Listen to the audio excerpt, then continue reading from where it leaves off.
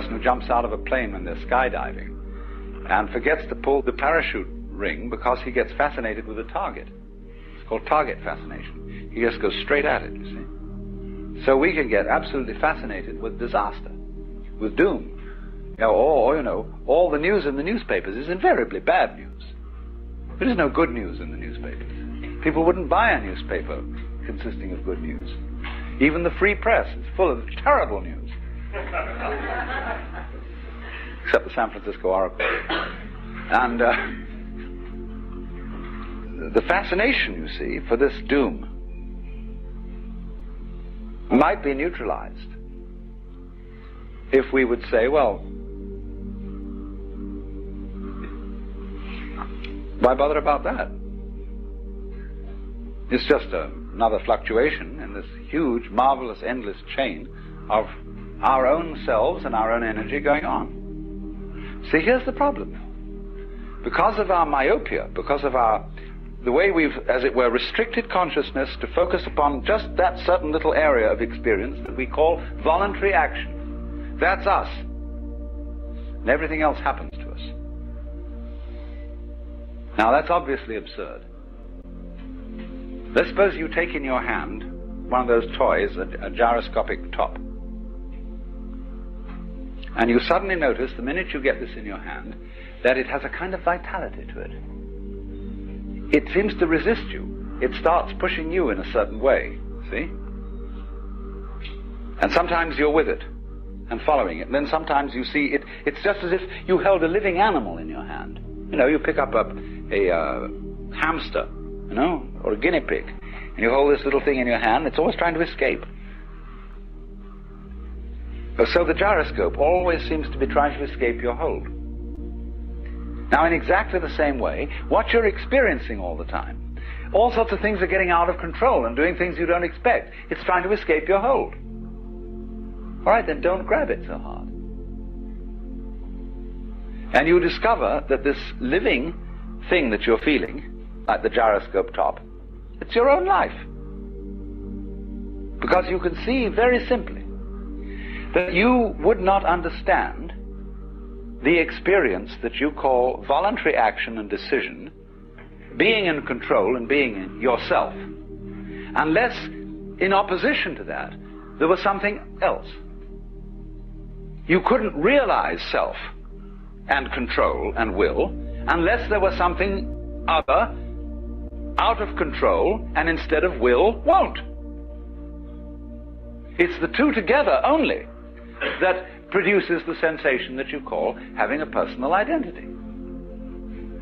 Only, there is a funny thing about human consciousness which has been worked out very carefully in Gestalt psychology, which is that our attention is captured by the figure rather than the background, by the relatively enclosed area rather than the diffuse area, and by something moving rather than what is relatively still.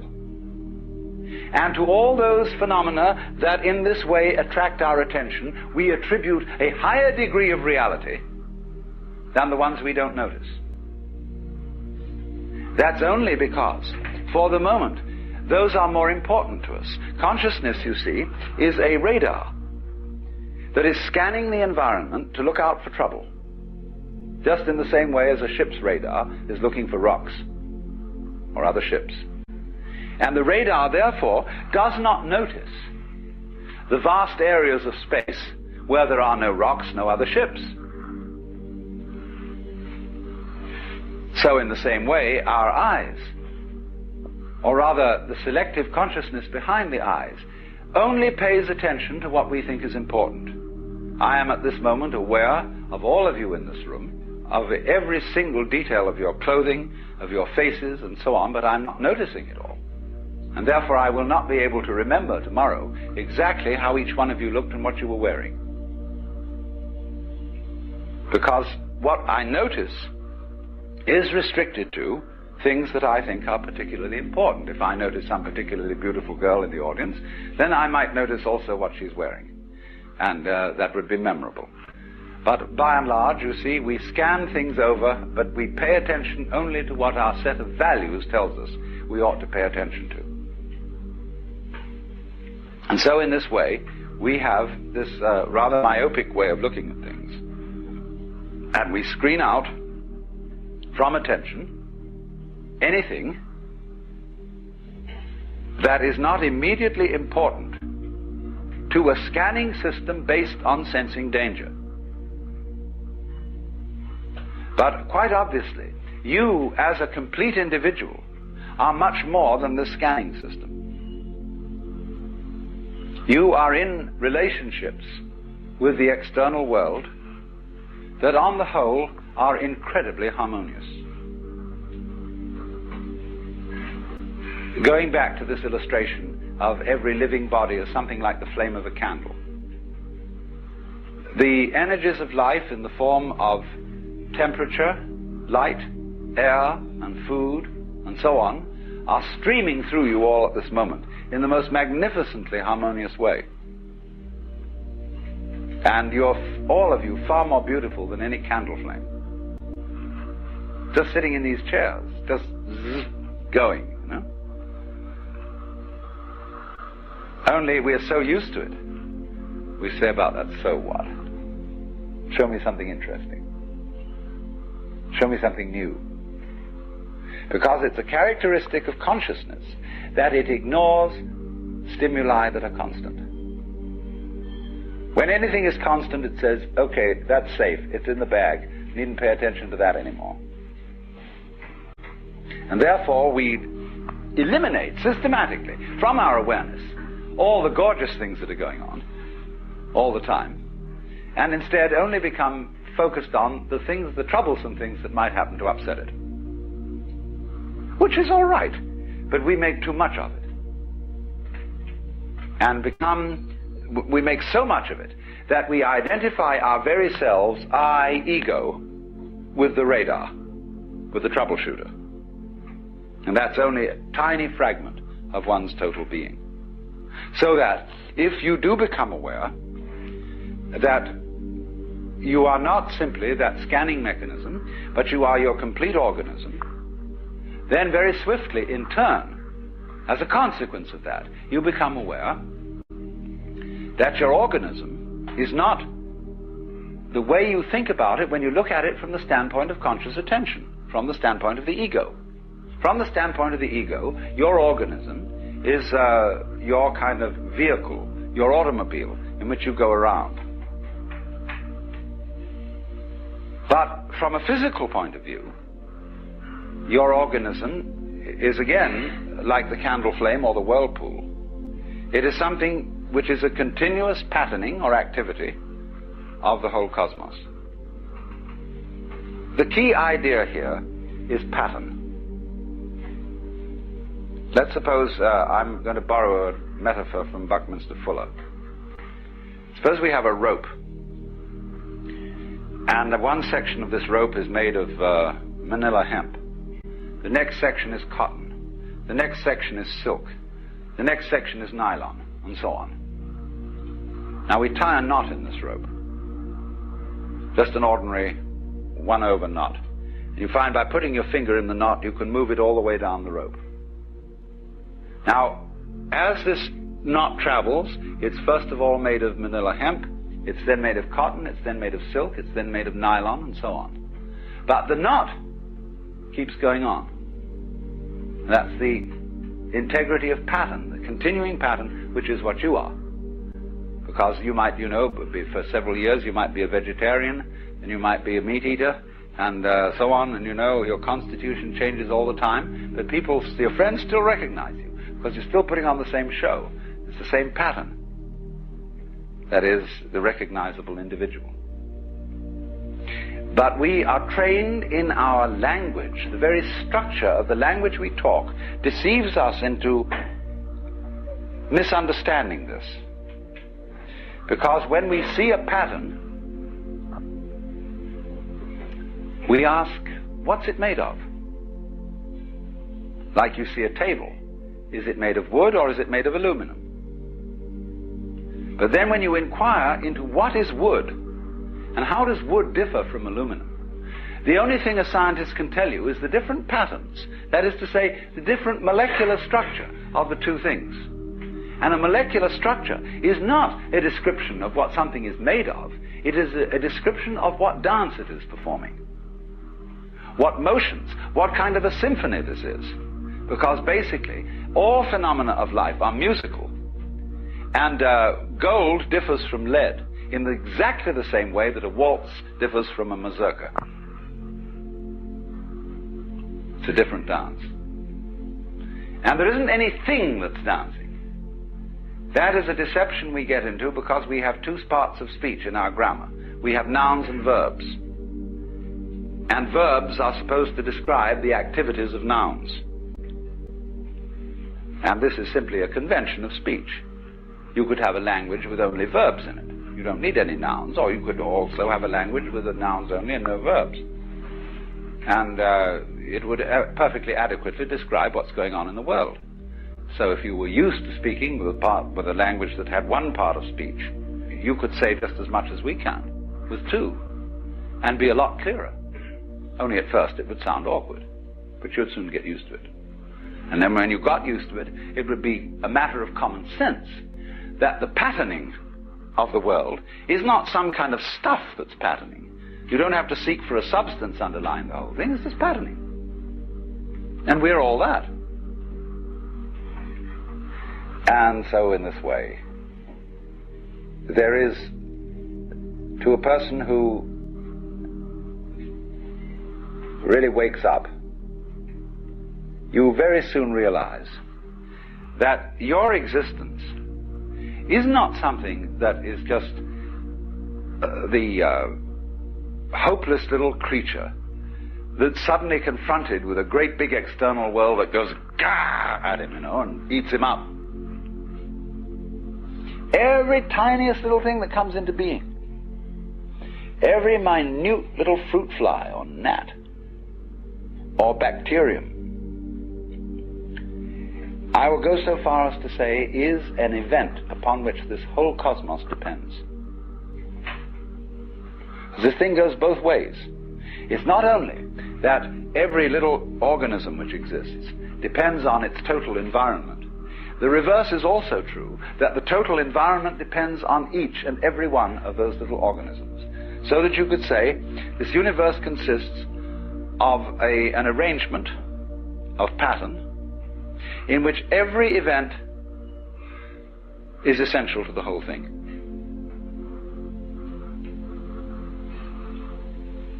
Now, we screen that idea out of our consciousness in exactly the same way that we screen out the perception of space as an important reality. Just as we pay attention to the figure and ignore the background, so we see one way of looking at things, namely that the organism is very frail against the environment. It lasts a long time, the environment, but the organism only lasts a short time. What do you mean the environment lasts a long time? What does the environment consist of? Just a lot of little things. And yet there is the environment just as the same way as there is the face in the newspaper photograph behind all those little dots. When you get far enough away from it, you see the face. When you get far enough away from all the organisms and the little bits of things, you see the environment in another scale of magnification. But actually, the whole thing is arranged in a polar system where the enormous depends on the tiny and the tiny depends on the enormous. And you get a relationship between these extremes, which can be called a transaction. That is to say, a transaction when there's buying and selling. It's impossible to have buying without selling and selling without buying. So you always, wherever you are looking at the general panorama of sensory experience, try switching. Try shifting your attention to all the things you thought were unimportant, to the constants, to the background, and begin looking at the spaces between people. All painters have to learn this, because especially if you're working in oils, you actually have to paint in the background. Weavers know this, because when they're making patterns in weaving, they've got to weave the background as well. Or if you do needlepoint with embroidery, think of the hours you spend putting in the background over the canvas in wool. And you become aware of it. Same way the people who made the great Oriental carpets. They're much more aware of the background as constituting an essential part of the total experience. So, as you become aware of this, you will see the same thing that you notice in music, namely that it is only as a result of hearing the interval between tones that you hear any melody. If you don't hear the interval, you're tone deaf, and all notes are the same noise. All you hear is rhythm. You don't hear any melody. You've got to hear the interval. So then watch the intervals between people. The things that aren't said, the things that are tacit, the things that are implicit rather than explicit in all life. And then you begin to get connected. You know, it's very important to have a connection in life. And to be in the know. And this is the way it fundamentally comes out. Of seeing the thing you forgot. You know, you can always bug people in a beautiful way, in a very helpful way, by just saying to them, what did you forget? Well, I don't know. What was I supposed to remember? Oh, I'm really not trying to put you on. I mean, it's not difficult. This is something completely obvious that you forgot. You'd easily remember it because it's so obvious. Well, that's the hardest thing in the world to think of. What's the most obvious thing I forgot? Yeah, what's that? Well, who do you think you are? Well, how do you answer that question? Who are you? Well, you give a name. You say, I'm Joe Dokes, I'm Alan Watts. That's not true. That's what people told you you were. They put that name on you, and they taught you to identify with it and to behave as it was expected to behave. But that's not who you are. You know very well. Go back in your memory. Go back into your infancy before they started telling you all this stuff. Who are you? And if you get with that, you'll know very well who you are.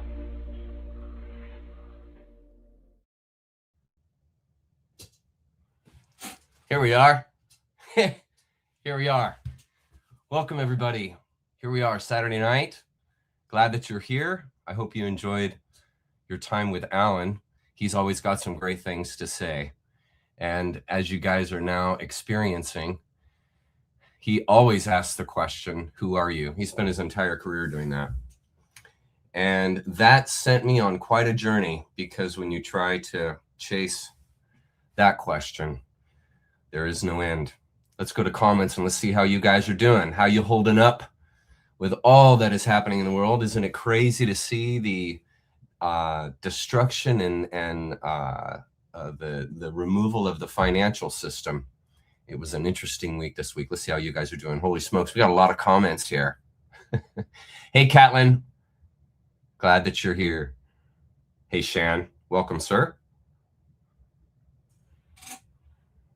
Hello, Lancelot Dufresne. Hello, Lancelot. Hello. Miss Redhead. Hello. Welcome. Hey, Steady Eddie. Thanks for your early comment. I appreciated that one. They are all compromised. All governments worldwide are compromised. If you don't know that, now you do. They're all compromised. None of them care about you. Hello, April Kitten. Welcome. I am having a good day. Saturdays are a good day. I get to see the fam. Now, hello at my own pace. Welcome back. I really appreciate your being here every week. You are here every week. Thank you. I appreciate that. I appreciate all of you guys that are here every week. It's incredible. Yeah, he's great. Can you believe I misspelled his name? I completely misspelled his name. Chuck, thank you. Those 3 words you can't understand in Zoom lifted me over a hurdle I've been encumbered with for months.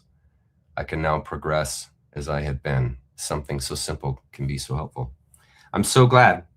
Shan is one of the diehards at the Zoom, and I love having him there. He's a wonderful energy to have around the group. And so we had a little talk right at the end. In fact, we were going to cut off the Zoom, and I insisted that he continue. And he had a kind of a moment where he released from the idea of having to have an identity for ultimate reality. And when Shan realized that there's no word for that, and that there's no comprehension of that or ability to fully comprehend it, it was a breakthrough for him. And that's why we're here. That's why we do what we do. I had another breakthrough on Zoom. I'm not sure I'm going to talk about it yet, though, or not. Hi, 9mm. Welcome. Hello. Yeah, Aussies. Welcome. 11 a.m. Sunday morning. 30 seeing you, but nice. Very nice.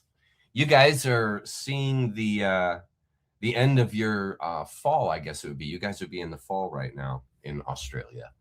So yeah, we're finishing up winter here. It's been pretty crazy for the Midwest. And it's actually been pretty light for us up here. We've had a lot of rain, but not snow.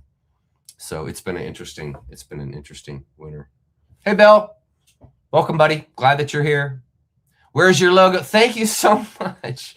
You guys are so good. There it is. Thank you for the reminder. I appreciate that. Thank you. Thank you. Hello, Ben.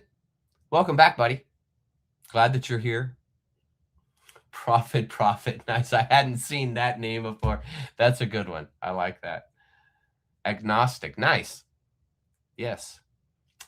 Agnosticism is really interesting, and I think right in line with Zen in many ways, believe it or not, because the agnostics have a similar understanding of ultimate reality in that it can't be known. The agnostic doesn't deny God like, say, an atheist, but the agnostic admits a deeper truth past denial, which is it can't be known. It can't be put into words. And that's an honoring behavior to leave something that can't be put into words, to give it the honor of not attempting to try and force it into words. That is very correct. I hope everybody knows that. And sorry about San Fran, buddy. Seattle whooped Bohine last week. I was actually pretty surprised. I'm sure you were too, as a San Francisco fan. I'm sure you're pretty surprised too how well Seattle did. I think they're on their way to winning a Super Bowl, if you ask me. What's going on, Hyverbal? Glad that you're here. You're in summertime. Nice. Your fall, I guess, would be what? Let's see, February, March, April. It's got to be like around the corner. Your fall has to be like right upon you. Yeah, that's awesome, Shan. I'm glad to hear it. We're going to be diving even further in that today, needless to say.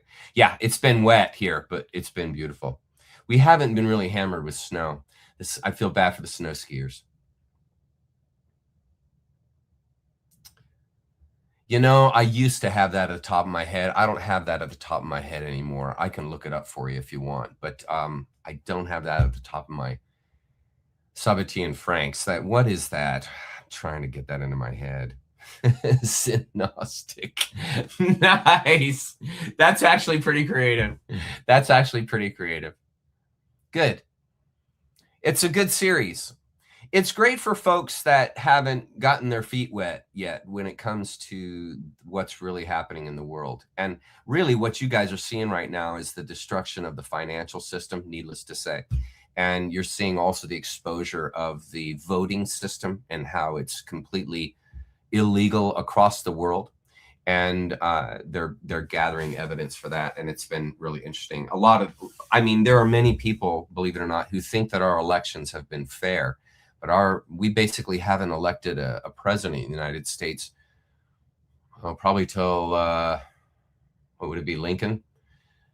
Just after Lincoln, right around in there. We haven't voted a president in office. It's all been illegal the entire time. All of the presidents, the popes, the leadership in Europe, the leadership in all of these countries has always been controlled, at least since the modern age, since the turn of the century.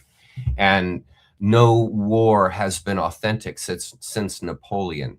All wars have been fought by the same group that basically turns all of the countries against each other with egregores. And then we, as countrymen, go and fight their wars, and all the wars are fake. It's all fake, because all the people that are at the top running the world, they're all in cahoots with each other. And so this hatred between nation states is a ruse, because human beings don't naturally hate each other. They're taught to hate each other. Just like you're not born a racist, you're taught to be a racist. And so that's exactly the way they have manipulated all of the world. And we get into that in the Khazarian Mafia. We get into how they have used Stockholm Syndrome and egregores and addictions and drugs and basically hypnosis, non-volunteer hypnosis, to bring the entire population into a delusion and believing the world is something that it's not. And until you take the time, you yourself take the time to go and investigate that world, you won't know that it's there. In the same way, if you're indoctrinated into some religion and you live your whole life, let's say you grow up in that religion and you graduate high school in that religion, you get married in that religion, you choose your vocation based on that religion, all stuff, that meaning the religion is intertwined you completely. When someone comes up to you and suggests the idea that the world doesn't fit in a religion and neither does God, and that philosophy and a deeper understanding of the world goes much deeper than any religion could, that person who's tied into the religion will be blind to those words. In the same way, if you have a fanatic that, say, has really bad TDS, or they have really a strong hatred for someone or some person or some movement, no matter what good information, truthful information is informed to that individual, they will stay in their confirmation bias. It's a disease. Confirmation bias is a type of addiction. It's a type of disease. And so they will be blind. They'll be blind to the truth, even when you tell them. It's like that Bible verse, even the rocks will cry out. People won't hear it. And so it's the same thing when someone is tied into an egregore, a religion. And so when you approach someone and say, hey, there's this group called the Khazarian Mafia, and they are fake Jews, and they've been running the world since 1200-ish AD. And they overtook and usurped all of Europe and all of royalty, and they killed off all the males, and they bred with the females in royalty, put their own bloodline, and now all the world is run by Satanists that use children's blood as currency. You see, you say that to someone who's not aware of the way the world really is. It's the same thing as saying to the Christian, there's no need for Jesus Christ. It's the same, you left them at the bus stop. They're just, what? Like they can't, it doesn't even penetrate. And this is the way the world has worked. It's an illusion. It's a total illusion. And the KM series, what it attempts to do is begin to chip away at that surface coating that many people have become addicted to. And they lick that coating every day, and it's sweet, and it's just the way the world, quote unquote, should or is. It's not, it can't be any other way. See? And so you have to put forth the effort. You have to have the courage. You have to instigate the doubt to find, to discover, not even find because it can't be lost, to discover the truth. And it's something that you yourself take on. It's not handed to you, because you don't want a world handed to you. That's not what you want. You didn't come here to have the whole world programmed in your head, and then you just go out like a bot and obey, do as you're told, and never leave the farm, right? That's not why you came here. You came here to emerge and grow and to think for yourself and to make your own decisions. and to see the world for what it is, and then decide for yourself what it is, and then behave appropriately as a response to what you understand. This is why perspective is everything, because the smaller your perspective, the smaller your world. And so what we try and do here on Saturdays, what my series on the KM tried to do, attempts to do, is to chip away and open your perspective, open your world, so that the goggles that you've been spending your entire life looking at the world through are removed. And now all of a sudden you have peripheral vision, and you're able to see the hidden secrets, the hidden spots that have been purposefully hidden from you by this group, the Khazarian Mafia. Purposefully. They have purposefully orchestrated a world that doesn't exist. So not only is the world an illusion, because it's all in your mind, right? But the world has become a program that's been put into your mind. It's like you're double down at that point. And then if that program is a religion, you're now triple down, away from the truth. You see, and that's why when you tell someone that the world is run by Satanists, they have no capacity for that kind of information, for that level of truth. It's too heavy. It'll destroy their world.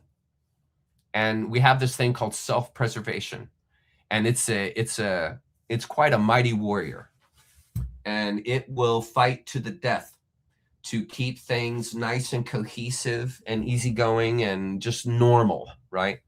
It'll work really hard to do that. And until you start doubting, right? Until you start questioning and not just accepting what's been handed to you from on high, from these malicious governments, right? You'll remain a slave. A total slave. A total slave. And like I just showed you the depths, that's slavery deeper and deeper into slavery. Eventually you get to the point where you're so enslaved by your mind that you'll fight to stay in the slavery. This is why the sinner fights to stay a sinner until the day they die. They'll fight to stay a sinner because they're so enslaved to the mindset, the indoctrination put into them, right? They're so enslaved that they'll fight to stay a slave. It's called Stockholm Syndrome. It's an abuse bond.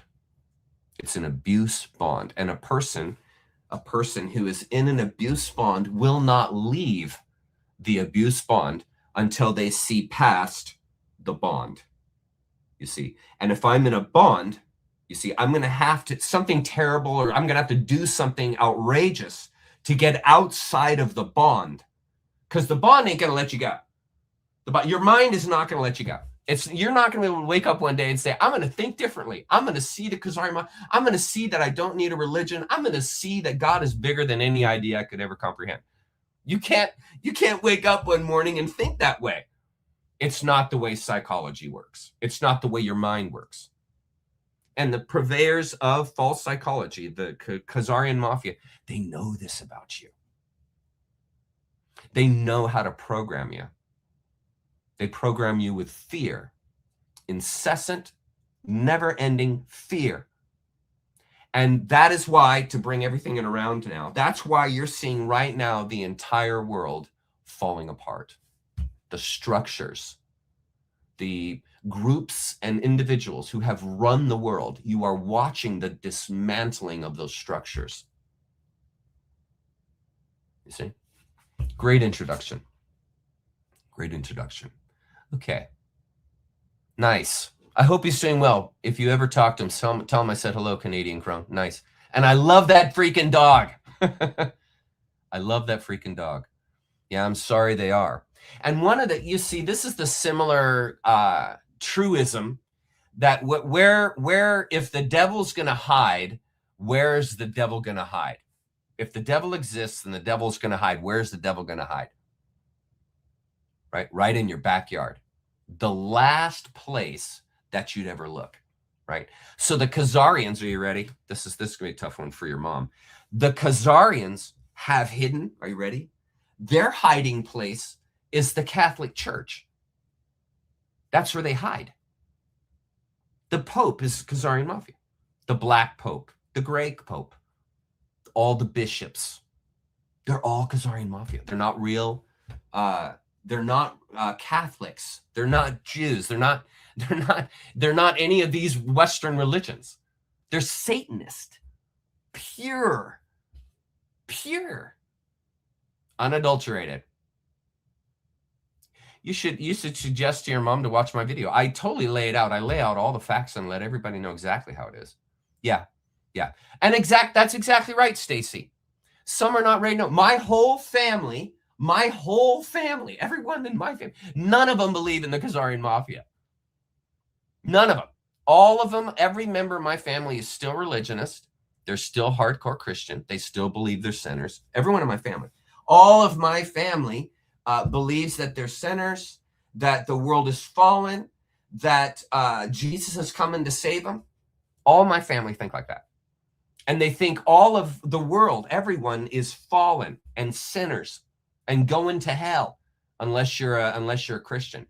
My family even believes that if you're an Islamist, right? If you're a Zen Buddhist, if you're Buddhist, if you're an agnostic, all of my family thinks you're going to hell. That's where I come from. So I'm right there with you. I could tell my folks and my siblings all the things I've told you guys, and they just laugh me out of the room. So it's okay. This is all part of the Great Awakening. This is all part of. Yeah, they're all covers. You're exactly right, Catlin. They're all covers. They're all covers. I love you, King. Yes, they're all Satanists. Every single one. Every one of them. Every pope ever, not just since the turn of the century, right? Not just since the Renaissance, right? Not just since the fall of Rome, right? Every pope ever has been a Satanist. They invented religion. According to Mark Passio, it was the Order of the Black Snake that invented Western religion, specifically Christianity. The Order of the Black Snake invented Christianity. You see, and you say that to a hardcore Christian, and I'm telling you, they'll have no time for you. They cannot absorb that heavy of a truth. They're all Satanists. Okay. We started today at, wait, where'd you go? I always start my live with between a 20 and 30 minute intro at 4:30. And then I come on at 5. I always have, though, a long intro for people to come in and to share some philosophy. That's the point of what I do. And to set a stage and a setting for our time together, because this is a sacred time that we have together as a family. This is a sacred time. And so I set it up with these videos. That's why I do that stuff. It's to set the setting so that by the time I come on, everyone is in a mindset of learning, of observing and growing. So yes, that's why I do that. I always start early. I always start, because I don't like those folks that have a 5 o'clock or so start time, and then they start at 5 and then they do just nothing until 5:30, getting people to come into their room. And in my opinion, if you have a 5 o'clock start time, that's when you start, meaning that's when the presenter is there. But everything beforehand is like pre-concert at a rock show. They're bringing out other music. They're doing little things here and there on the side as people come in and stuff like that. It's the same idea. It's the same idea. Yeah. Yes, you're exactly right, Shan. Yeah. Right, Ben. And this is why it's so important to do the work that we're doing in Zen, because the work in Zen is going to help us appreciate the world again. Okay? Because the world has been turned into a very dark place. And one of my major themes in my life is to shine light and to help people see the world as a paradise. That's one of my deepest callings. I feel very strongly about that. Holy smokes. Hello, Sweden. Yeah. And I love your little artwork there. That's really cool. It's like a lotus inside a circle. That's really beautiful. Little cross there at the bottom. Nice. I like that. And welcome, Sweden, and thank you for being here. It's late at night, so awesome. Yes, I agree with that. I believe that Yahweh, or I have the conviction, or I subscribe, I could be wrong, but I subscribe that yes, that Yahweh is a demon. That in the Bible, the exact Yahweh, that's a demon. That's a demon. And if you just look at what he does. He promotes rape, promotes killing others that don't think like you, promotes anyone that doesn't believe in Yahweh is going to hell and deserves to die. You know, it's right there. It's right there in the Old Testament. It's right there. You have to kill another sentient or living being in order to have a relationship to this Yahweh. He likes this God, likes killing, likes sacrifice. Yahweh likes blood, likes sacrifice, enjoys the aroma of burning children. It even says that in the Bible, loves the burning aroma of burning flesh. That's Yahweh. It's just that so many people have a bias about Christianity and Yahweh and Jesus and so forth. They can't see a deeper truth about these figures. And so they can't handle when someone says Yahweh's a demon, and Yahweh's a demon. It's a demon. A demon tells you to kill others. A demon tells you to rape people. A demon tells you you're going to hell. Okay. Here we go. This is interesting. I want to see this, Fortune. I was watching Archaics for the first time, his live. I find his and Chuck's dispositions to be so completely polar opposite, but he made some good points. Yeah, he's strong. Yeah, okay, he's a strong guy. Yeah, he and I, we really align in a lot of ways, but in some of the ways that we differ is that he is really convinced that the world is going to continue in its cataclysms. And Archaics has done a masterwork on understanding true human history. And so if you want to get a better blueprint, a better idea of our history, Archaics is your go-to. He has really done exceptional work on history. But that's where we really agree, and we see a lot of things the same, where we just go opposite directions, is that Archaics is under the impression that those cataclysms and world-ending events are just going to continue. They're just going to continue. And that we're going to have another event. I think he thinks our next event is in 2040. And I think he's convinced that there's going to be another wipeout. And this is real important for me to open up, because this is real important for you guys to understand our differences. Okay. So my whole theme in what I do is offering a position of humanity and humanness in our future from a perspective of right now. I attempt to share with the world a perspective that doesn't have us as a human collective being destroyed again and then thereafter again and again and again. I don't see that as a continuing pattern. I see what is happening right now as a change of pattern. We're leaving the constant every 100 years, every 1,000 years, every 12,000 years, whatever the pattern is, a constant cataclysm. I believe I am subscribing to the idea that we're leaving that pattern. And the reason we're leaving that pattern is because the human collective's energy, awareness, and resonation is fundamentally changing the behavior, the mechanics of the planet and our existence. And this is why it is so important for us to self-educate and to start to resonate, each of us in our place where we're at, to change the world. We are the instigators and bring about change through changing our perspective and therefore changing your behavior. When you change how you see the world, it changes how you behave in the world because you see it differently.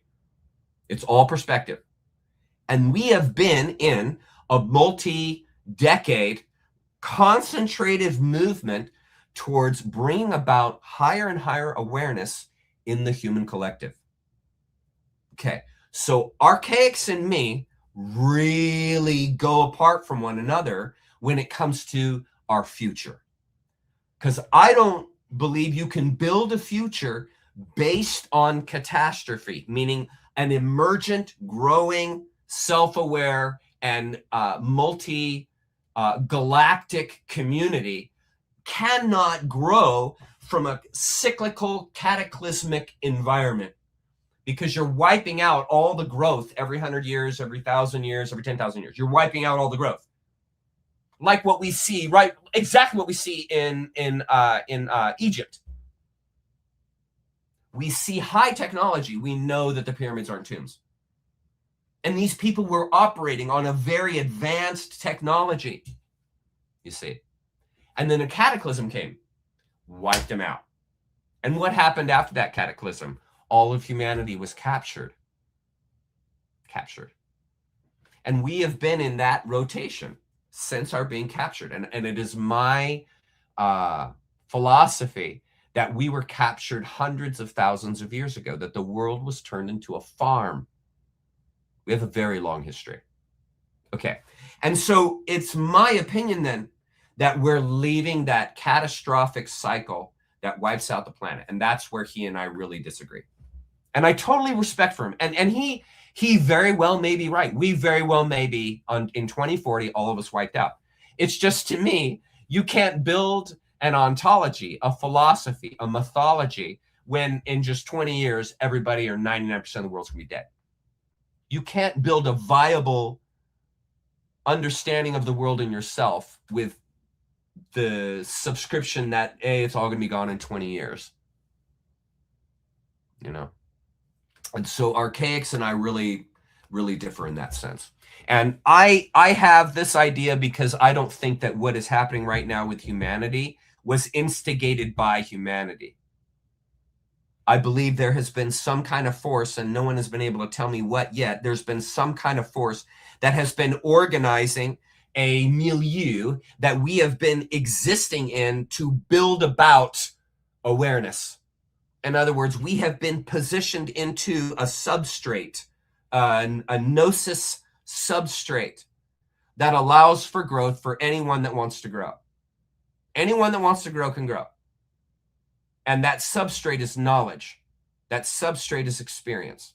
And if you want to grow, all you have to do is dig in your roots into that knowledge and begin to doubt and leave the farm and experience a world outside of the one handed to you. And you can grow. You are now in a field and a substrate where you can grow. We've lived in a world where we weren't allowed to grow. And one of the substrates that we've been put into that is allowing for growth is the internet. It's the internet. It has allowed us to communicate in a way that we've never been able to communicate, ever. And because we can now communicate with each other, the collective mind is increasing. The general gnosis, the knowledge of the collective is increasing. And people who want to grow are growing. And those that live in denial, no, I just want my religion. I just want my Allah. I just want my Yahweh. I just want my Jesus. I just want my agnosticism. I just want my atheism. You know, people that want that will stay not growing. And they'll just stay in their little religion, their little world that was handed to them. You see, and they hinder the collective's growth because they're not growing. They're continuing to believe the egregores. And so all of us here, we're growing. And you have all these people that refuse to grow. They refuse to listen. They take the jab when government tells them. They do as they're told. They accept Jesus because their pastor told them. They do as they're told. They do as they're told. They believe in their prof in college. They don't question the prof. They don't question the science. Do not question the science. You see? Do as you're told. We, you, me, therefore have to make a conscious decision to grow. And so that's why it's my opinion that the situation has changed. And because it has changed, we're no longer going to be falling into the cataclysms, because whatever force or power was able to instigate what is happening right now with humanity obviously has the power to change the mechanics of the world, the electromagnetics of the world. In the same way, we've had UFO technology since the 30s. We've been building machines that float without an engine since the 30s. Electrogravitic technology has been around for decades and decades and decades and decades and decades. It just hasn't been allowed into the public, in the same way that communication was never allowed into the public, because the newspapers were run by the Khazarian mafia. You see, it all begins to make much more sense. Great question, Fortune. Great question. You guys are killing. This is unbelievable, the amount of comments. This is fantastic. Here we go. Yes. Yes. There is comfort in narrowness because you don't have to accept anything bigger. Seriously. Sounds like Yogi Berra comment. Seriously. It's easy to be narrow in your view. It's easy. It's easy to be absolute and rejecting. It's so much easier to just be a nihilist and just reject everything than integrating. Integrating is the hard, difficult thing. Here we go. Longtime viewer from UK. Yeah, UK. I have to say the world feels heavier. Yeah, some parts of the world right now are worse off, obviously, and some parts are better off, obviously. There's no doubt about it. But we are in the midst of change. You are seeing the downfall of the financial system. Just watch it happen. You're seeing it happen. You're seeing the corruption being exposed. This is another reason why I don't think we're headed to cataclysm, because the corruption would never have been exposed. You guys would not have known the things that you guys know now if we were still under a 100% capture situation. We're just slowly being, we're loosing ourselves, I should say, through knowledge. Should we get going on the study? Should we get rolling? We've been talking for about 30 minutes or so. Are you guys happy?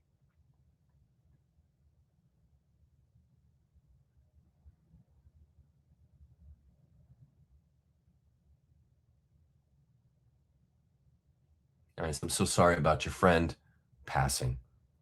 King, I love you, friend. Sorry about your friend. Very sorry.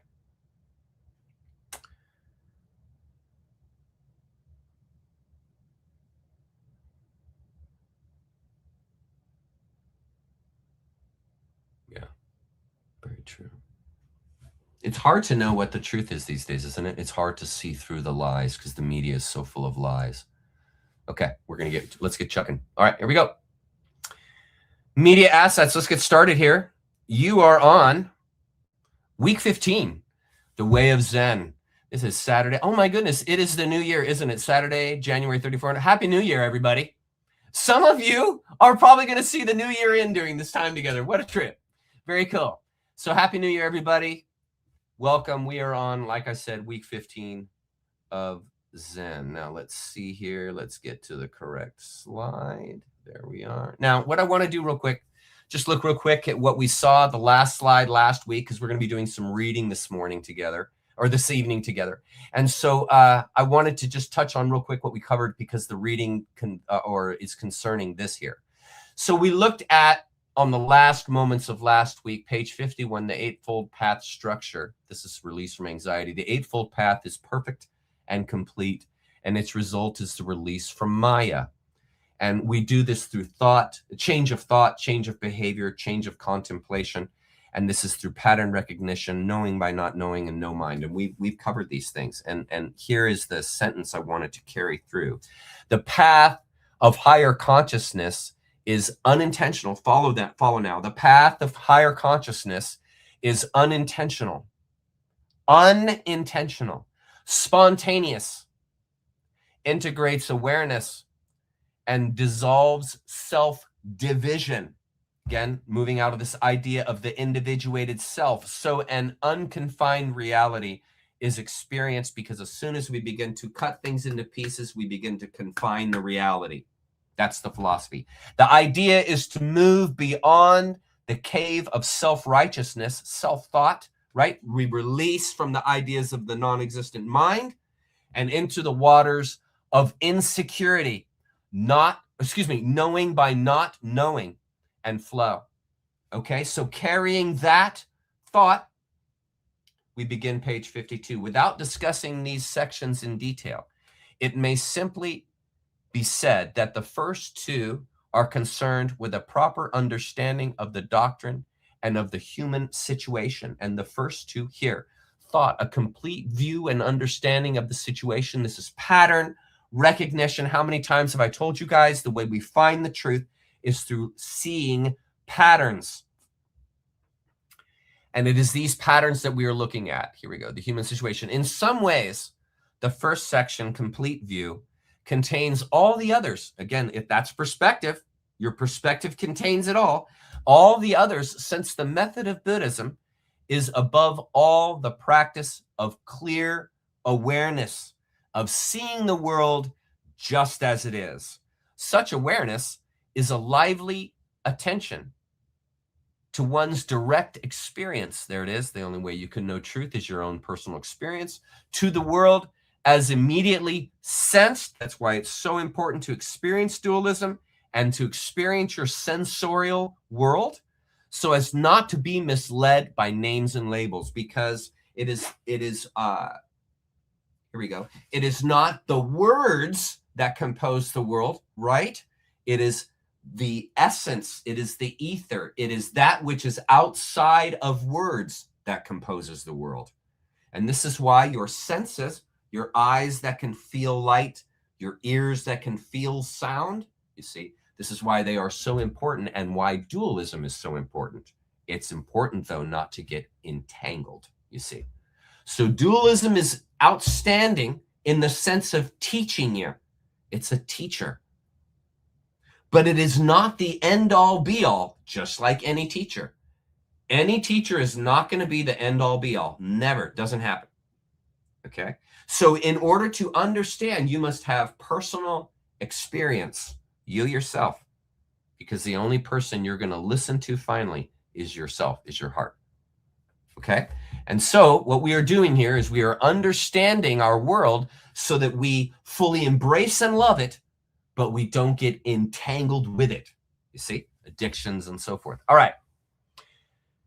The last section of the path is the perfection of the first, signifying pure experience, pure awareness, wherein there is no longer the dualism of the knower and the known. See, that materialism.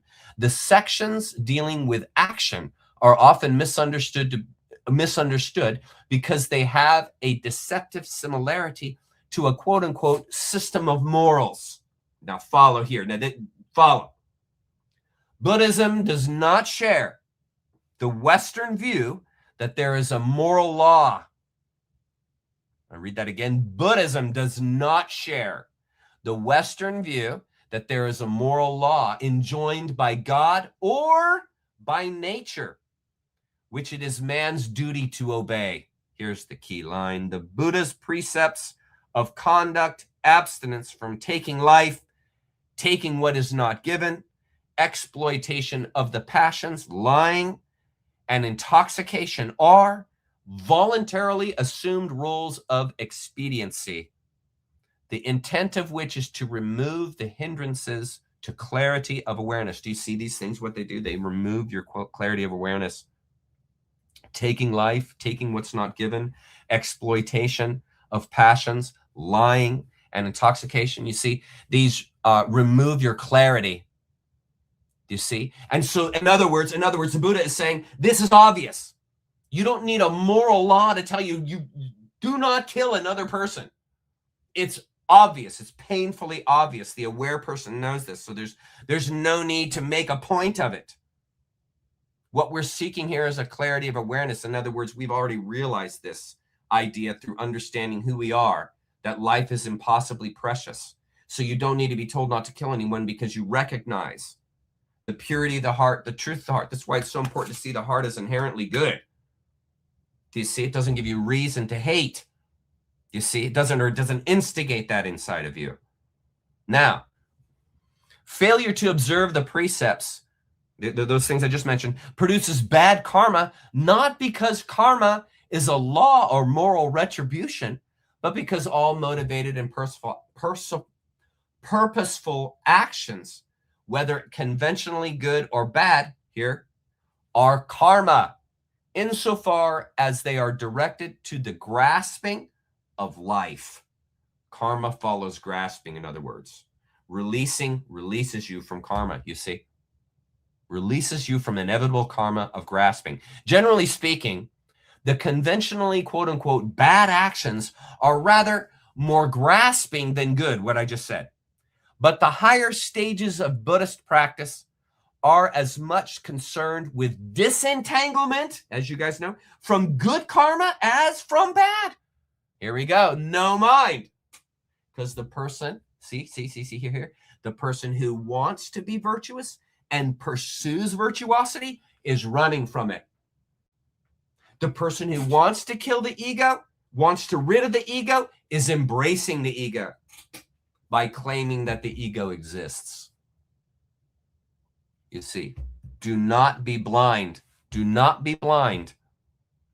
The higher stages of Buddhist practice are as much concerned with disentanglement from good karma as from bad. Thus, complete action is ultimately free, uncontrived, no plan, no doing, uncontrived, or spontaneous action. In exactly the same sense as the Taoist Wu Wei. Now look at this footnote, very insightful. Technically, such action would be called akarma, like atypical. Typical is the normal action. Atypical is the uncommon. Think of it the same thing. I love this term, akarma. Because when I am engaging action without thinking about it, I am engaging akarma, unconditioned action, uncontrived action. That's why virtuosity can't be contrived. You can't plan to be virtuous. Virtuosity just comes out spontaneously. It's the same thing with truth. Because it can't be put into words, you can't plan to find it. You can't find it. It happens upon you. Where you stumble, there lies your treasure, as Dr. Campbell told us. In other words, you stumble upon it. You realize it because you position yourself, which is the role of the mind. You position yourself so that you can access that spontaneous truth, but you never know where it's coming from. You never know what direction it's going to happen, and you never know when you're going to happen upon it. You can only participate so that you avail yourself for it to happen to you. And the way it most often happens is through profundity, the unexpected, what you never saw coming. That's why your misdeeds are often your greatest lessons, because you never intended to learn that lesson when you committed the misdeed. But it was the misdeed that gave you access to this lesson you never expected. And those are always the deepest principles because they hurt the most to learn them. Awareness, enlightenment is the same thing, unplanned. The Buddha did not plan on becoming or enlightenment that next day. He went to bed that night under the tree, frustrated with what was going on.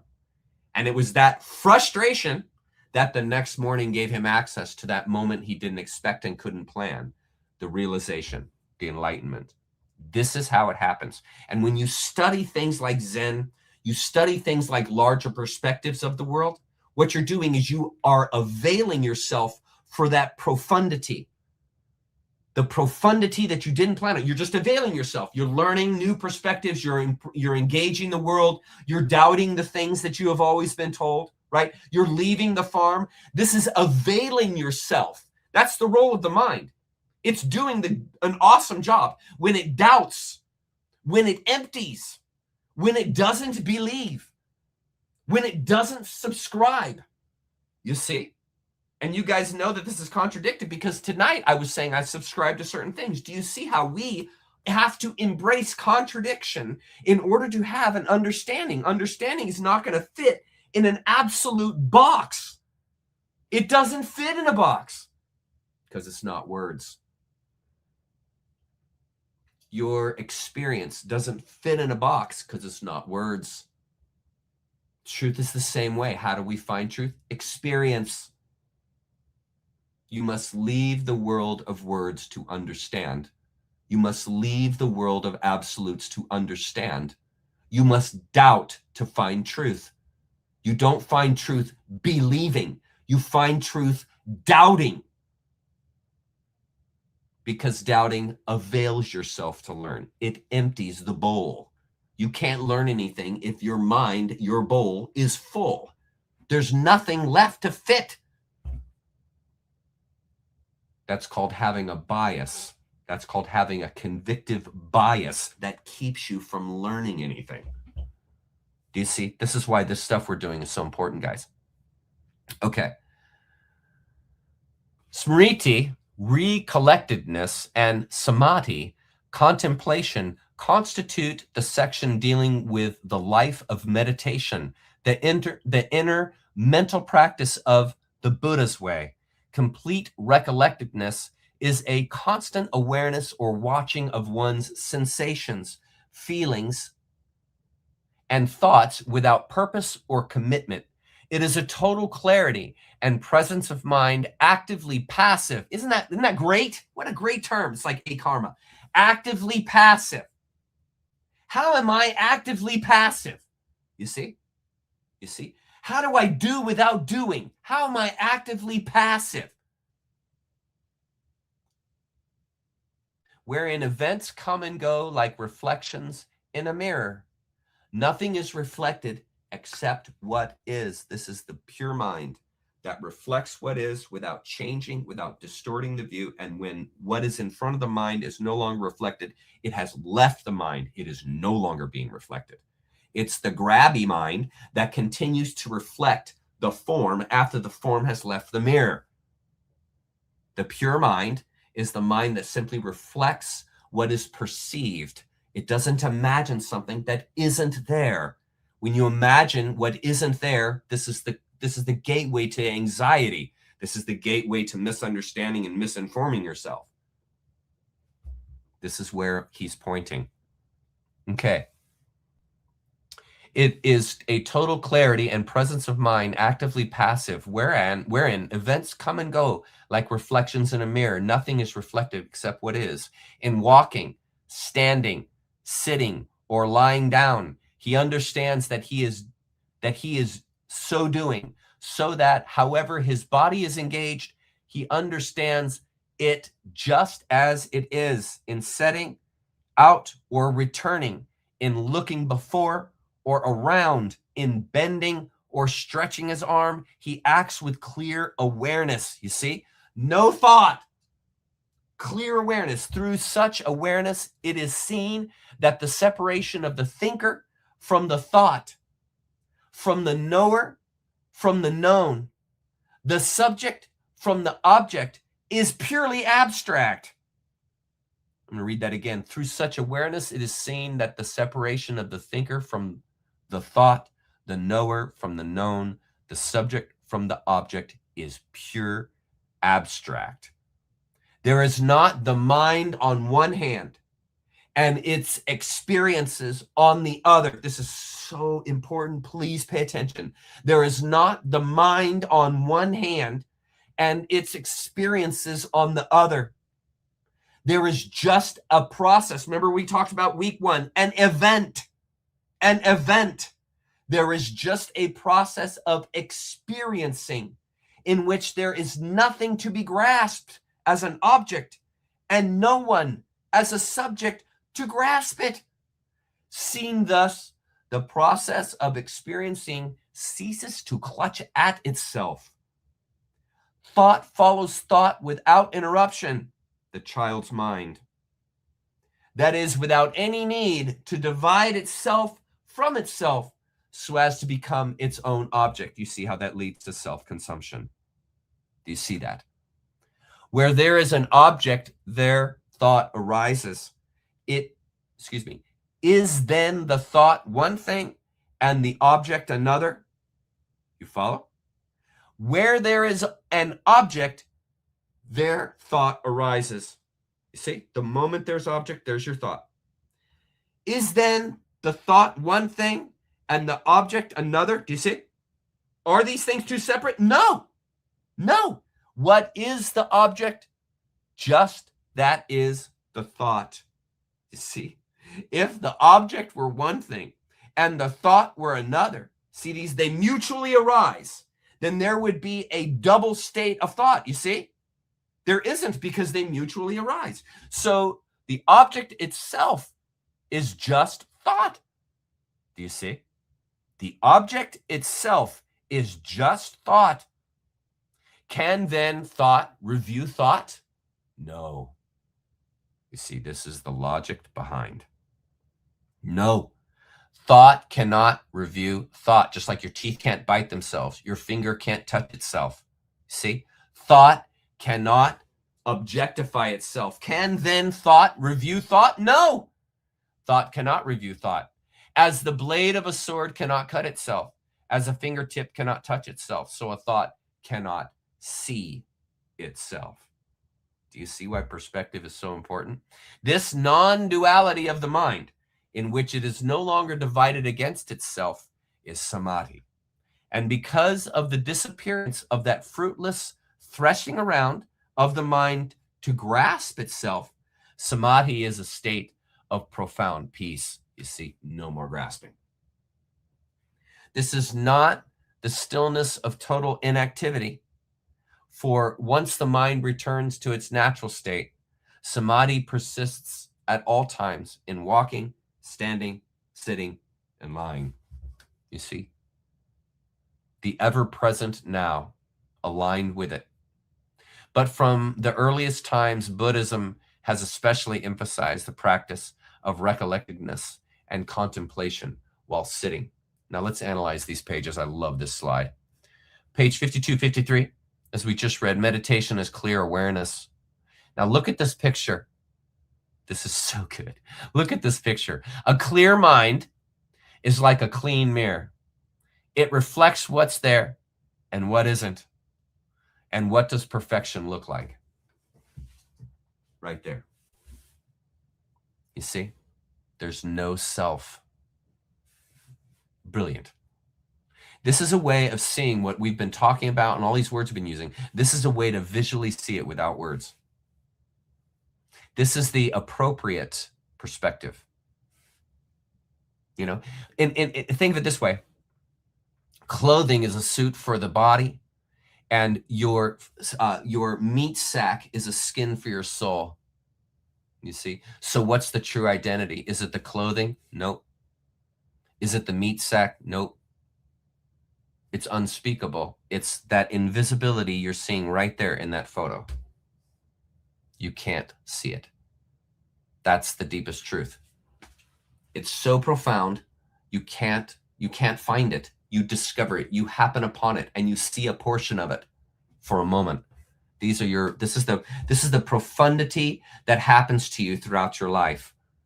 And you have enough of those happen to you. Those profound moments happen to you time and time again. You have enough of those happen to you in your life, it will change you completely. Usually it only takes one time to change you completely. And this is what perspective does. You see, when you get this perspective like this, it changes you. Because you realize that meat sack you're looking at every day, it doesn't exist in the real world. It's just there to provide some tangibility for this unspeakable truth. Recollectedness, smriti, is purposeless watching of sensations, feelings, thoughts, like a mirror reflecting without clinging. You see? No attachment. You experience the pain, you experience pleasure, and it flows through you like water through a pitcher.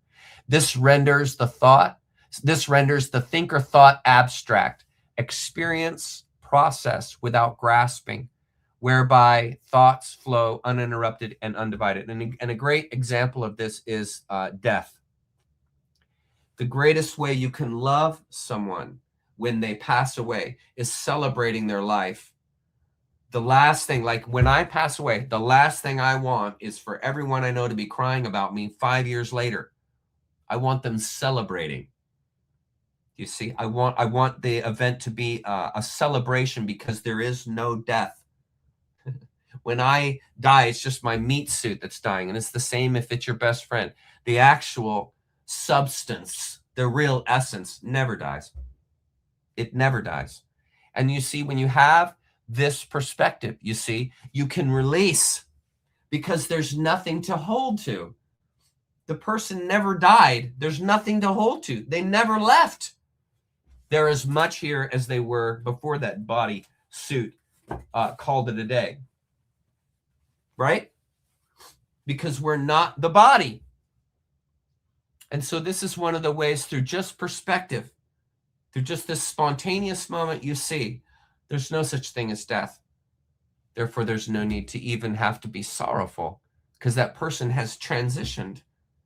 They've transitioned to the next experience. And that's not something to feel bad about. That's something to celebrate. You see, this is just one of the ways. This is one of the ways to release. By a bigger perspective, we begin to alleviate the anxiety and anxiousness and sorrow that we actually experience simply by opening the mind, simply by deepening the perspective. And the sorrow, the frustration begins to taper away, dwindle away, because your perspective is growing. You see? Beautiful. Object is a thought, but a thought can't review itself, just as a sword can't cut itself or a tooth can't bite. So do not allow that which does not exist to confuse into dualism. Isn't that a great line? Peace is not from inactivity. It arises from release. You see, the more secure I make things, the less peace I'm going to experience. It's the same as ego. The more I try to kill the ego, the more ego I'm going to experience. It's the same exact pattern. It's the same. The more virtuous I want to be, the less virtuous I will be. I push it away by grabbing it. The only way I can know it is by letting it go. The only way I can know my wife is by letting her go. The more I grab her, the more I hold to her, the less she grows and the more she runs and pushes away from me.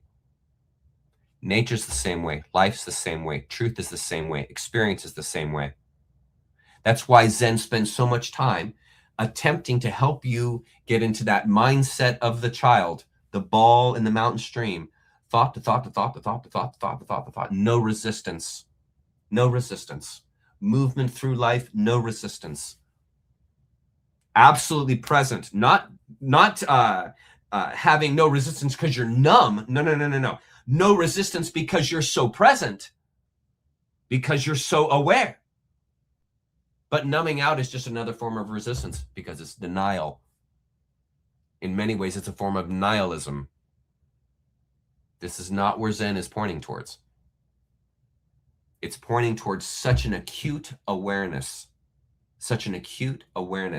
that behavior becomes automatic, meaning appropriate behavior becomes automatic. The virtuosity in you just comes out because your mind is out of the way. It's not thinking about it. It's not trying to be. There is no try. Right? Peace is not from inactivity. It arises from release. Participation with and alignment to wave function invokes peace to self-arise. You see, it's all positioning. Appropriate action is not based on morals or God's law. It is to remove awareness hindrances, Maya, that makes way for it, the emptiness that precedes fulfillment.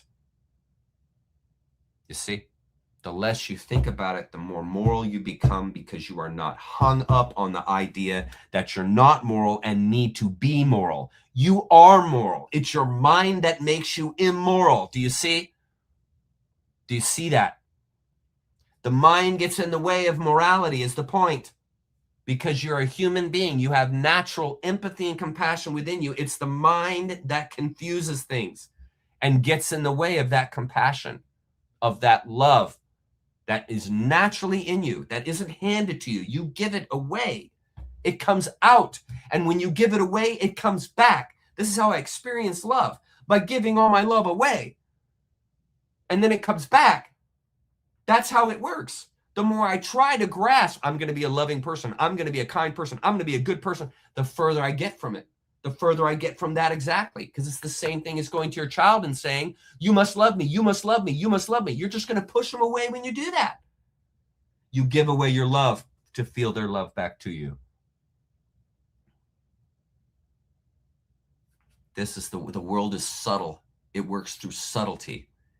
It's not going to work through jamming it. It's not going to work through forcing it. You see, the subtle. Just like love, the same way you fall in love, someone subtly attracts you to them. Complete action lacks nothing, isn't sought, and arises spontaneously. Buddhism realizes clarity not by command, a disciplinary beatdown, but in human-heartedness. That's the self-trust, to be unobstructed from the deeper truth, which is truth serves humankind. And that's one of the toughest models to integrate for especially the Christian, is that truth is to serve humankind. Man doesn't serve truth. Man doesn't serve God. You see, truth serves humankind. Do you follow that? Where am I? Truth serves humankind. Do you see? And how does it serve humankind? By realizing. When I realize truth, it serves the humanness, the humankind within me. And when that is served, when that is teased, it comes out. Appropriate behavior is not through, it doesn't happen through command. It happens through enticing, evoking, realizing. Because I have to see the truth in order to behave in that capacity. Do you follow? And so I have to be on that level. I have to raise my awareness, raise my vibration. And then appropriate behavior isn't something I'm trying to do. It just comes out because I've raised my awareness. I've raised my realization of who I am and the world I'm in, which increases my love for it, increases my love for me, my respect for it, my respect for me. And this is how the appropriate behavior just comes out. The compassion, the giving, the empathy just comes out because you can't command these out. This is where it's pointing. Truth serves humankind. And this is emphasized from page 29. What's the deeper truth? Right there in red. What's the deeper truth? That's my play on words. Truth serves humans, not vice versa. Spirituality shouldn't shrink reality. It should expand it. You see, truth expands reality. How? Through humane flexibility, trusting the heart. This is why Zen became an offspring of Buddhism, Taoism, and Confucianism, mind, nature, and reason. These things coalescing to form the humanness hidden inside Zen. Lack of heart, trust, evokes a resistive, conflicted, oriented life. This is why it's so detrimental to believe that you're a fallen creature. It's so detrimental to believe that you are prone to wander, prone to leave God. Those are horrific programs. They're egregores. They teach you what to think about yourself, what to think about God, and what to think about the world. And when you think about those things in that negative sense, you lower your vibration and you become that negativity because you think that's the way the world is. And because you have assumed the world to be fallen, assumed the world to be doomed, assumed yourself to be a sinner, because you think that, you make that reality. It becomes real because you insisted in your head. This is called an egregore. The Khazarian mafia has programmed the entire world with these kind of programs that cause people to go insane in thinking the world is something that it's not, in thinking that they themselves are something that they're not. Do you see?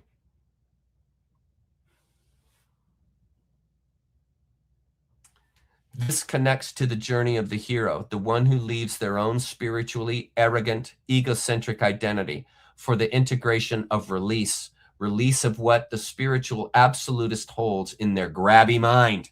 There it is, the grabby mind. Every person who believes in some kind of religion as the end-all be-all, they have what is called a grabby mind. The truth isn't serving them. They're attempting to serve the truth. Bam. How about them apples? Headlessness, quote unquote. Freeze to the authentically lived experience and flowing human identity bathed in trust. This is the ethos of the Tao's De, virtuosity, perfection, that we considered 2 weeks ago. And again, it's this here. No mind. There's nobody there, friend. There's nobody there. And that truth will serve you. Let's go to questions before we start on page 54. Let's see how you guys are doing. Let's go to remove this. Here. Yeah, let's go to questions. Let's see how you guys are doing. We have 250 new comments. Holy smokes. Okay. You're so funny, Shan. I love stuff like that, man. Thank you for that, Shan. I love that kind of thing. Here we go. Okay. Yes, to get to the Zooms, we meet on Fridays at 1 o'clock. You are welcome to come. Anyone's welcome. It's free. It's free, just like Saturday nights, totally free. And you can come in to our Zoom and you can ask me all the questions you want, man. Please come in, ask me questions. I hope you have questions for me that I can't answer. That's what I hope. So please come to the Zoom and we talk about Zen. We talk about people's lives. Some people just share some of the stuff they're going through. We try to offer encouragement to people and real substance to life. And it's just a time to get together. I don't have any agenda. I just show up and just see what happens. Sometimes I'll have, a koan, or I might have something I'm going to read or something to instigate dialogue. But 9 times out of 10, I just show up and we just start talking. And so this is just a way for us to get together and have a chat. It's a lot like what a university does. A professor at a university, he'll hold a class after class or on another day for concentrated dialogue about the subject matter they're working on. So yeah, if you want to come to Zoom, email me here and just say, hey, Chuck, I want to attend Zoom, and I'll put you on the list and I'll send you an invite. You have to have an invite with a passcode to get in, because it keeps out the trolls doing it this way. So that's why we do it this way. So just shoot me an email and I'll send you a link this week. Think, Chuck. Invitations come out on Wednesdays. Here, Chuck, you mentioned God, but ick idea of God. Is that ick or but which idea of God? This is the thing. There is no one specific thing, because God doesn't fit into words. So we can have an apophatic approach where we say what God is not, okay? Or we can have a cataphatic approach. A cataphatic approach where we say what God is, you see? But these are just talking about God. They're not final things, what God is and what God isn't. It just simply allows us to have discussion, but it's not the end-all be-all. In other words, don't get entangled in the words.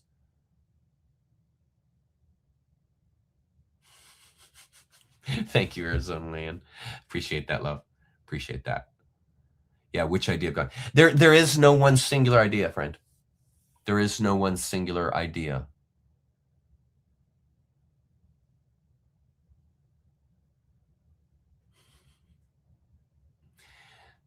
This is Depeche Mode. Is it not? Devil in the deep blue sea behind me, vanish in the air, you'll never find me.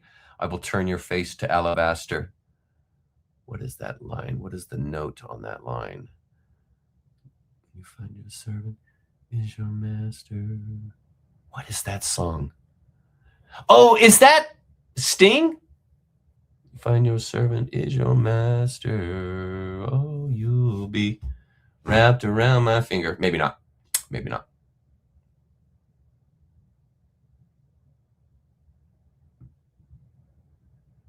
Here we go. Rhoda Quinn. No, the truth is before time, and perspective doesn't happen until perception is possible. Okay, wait a minute. No, the truth is before time. Okay, time doesn't exist. So yeah, truth is past time. So before, after, just time. Time is a convention. It's a convention. And perspective doesn't happen until perception is possible. So are you relating perception to time? Interesting. I don't think they have to be related, but that's okay.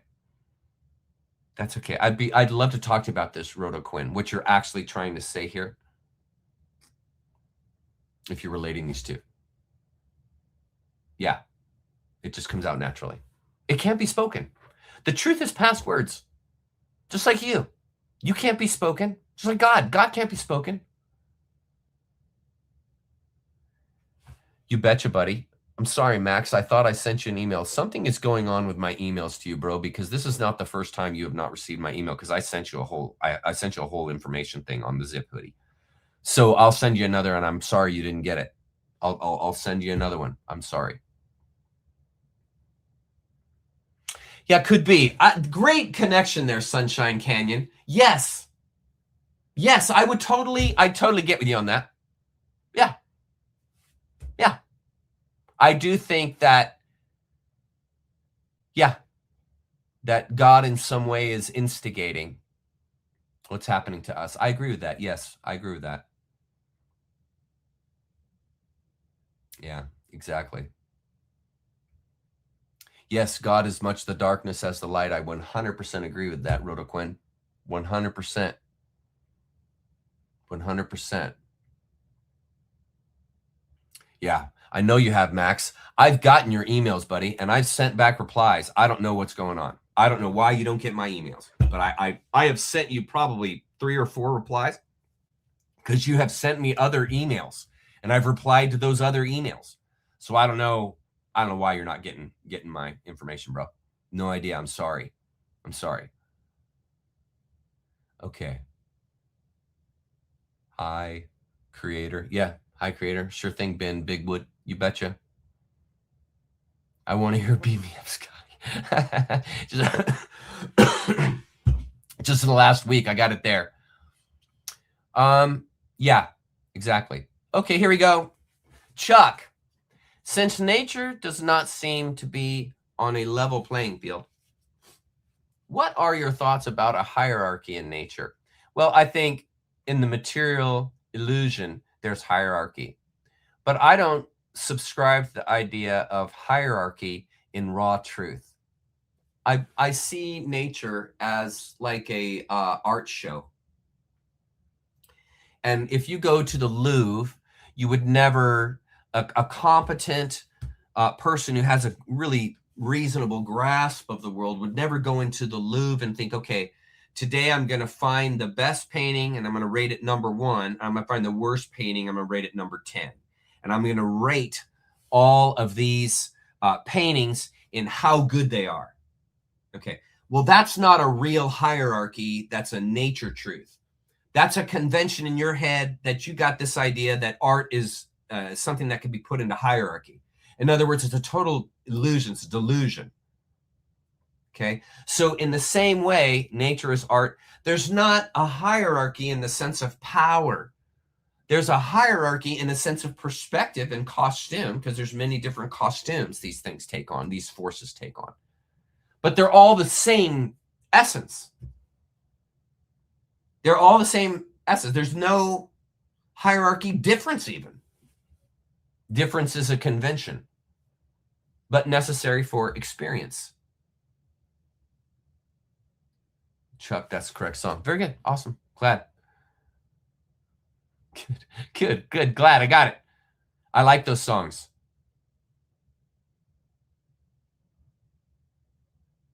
Okay. Yeah. Okay. Thank you, Stacy, for your help in that. I want to get Max his quarter zip for sure. That would be interesting. That would be interesting. I appreciate that, friend. Thank you, the Dream Police 1991. I really appreciate that. Thank you. Yeah. I like Depeche Mode. They're very good.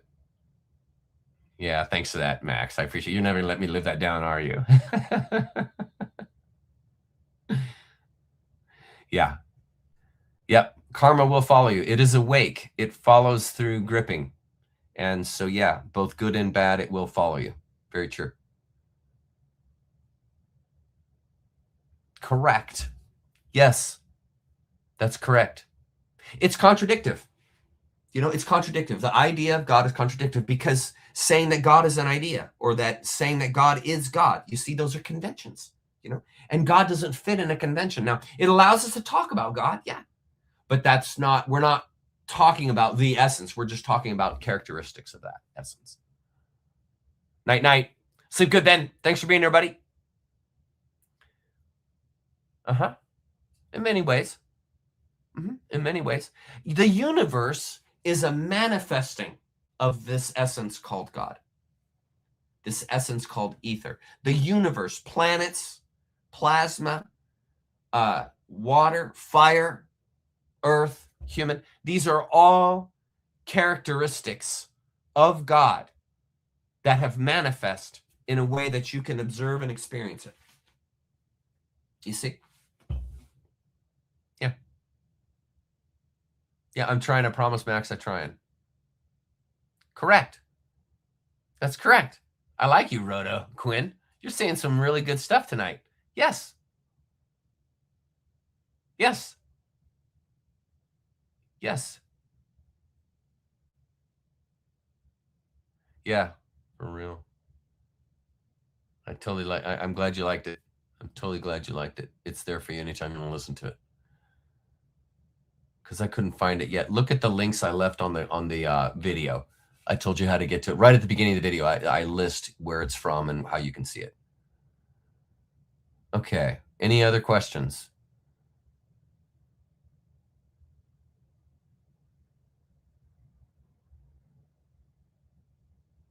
Yeah.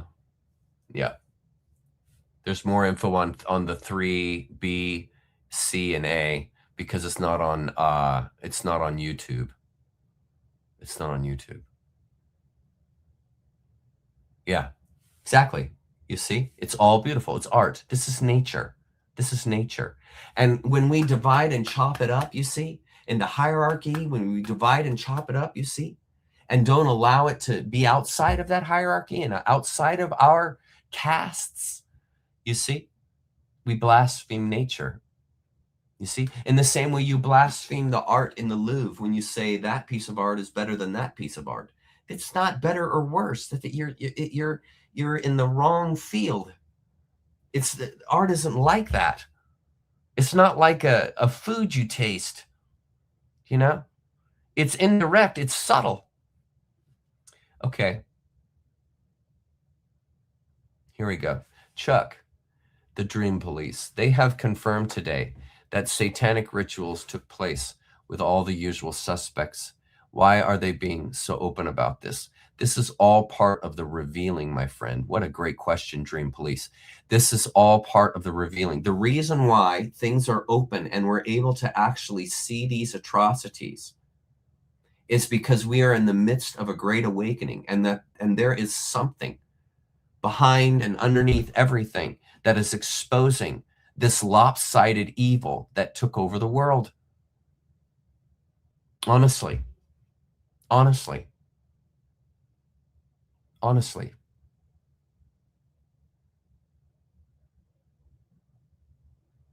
We will. You know how I know? Because the human being has impossible potential, meaning it can't be measured. We're just like God in that sense, in that our potential cannot be measured. You have as much Bach in you as you have Hitler in you. You have unlimited potential in any direction you want to go. It never ends. Your potential, your creativity, what you can think of, what you can develop, it never ends. Endless potential. And that's why it was so important to get us out of this closed mindset. It's because that's what kept us from realizing our potential, by closing our minds.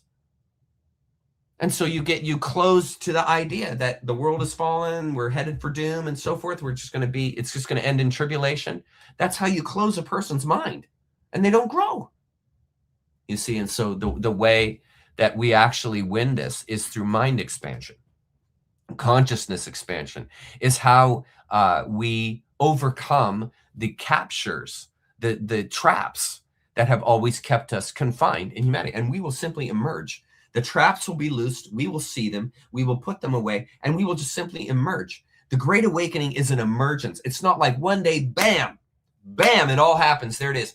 It's a growing.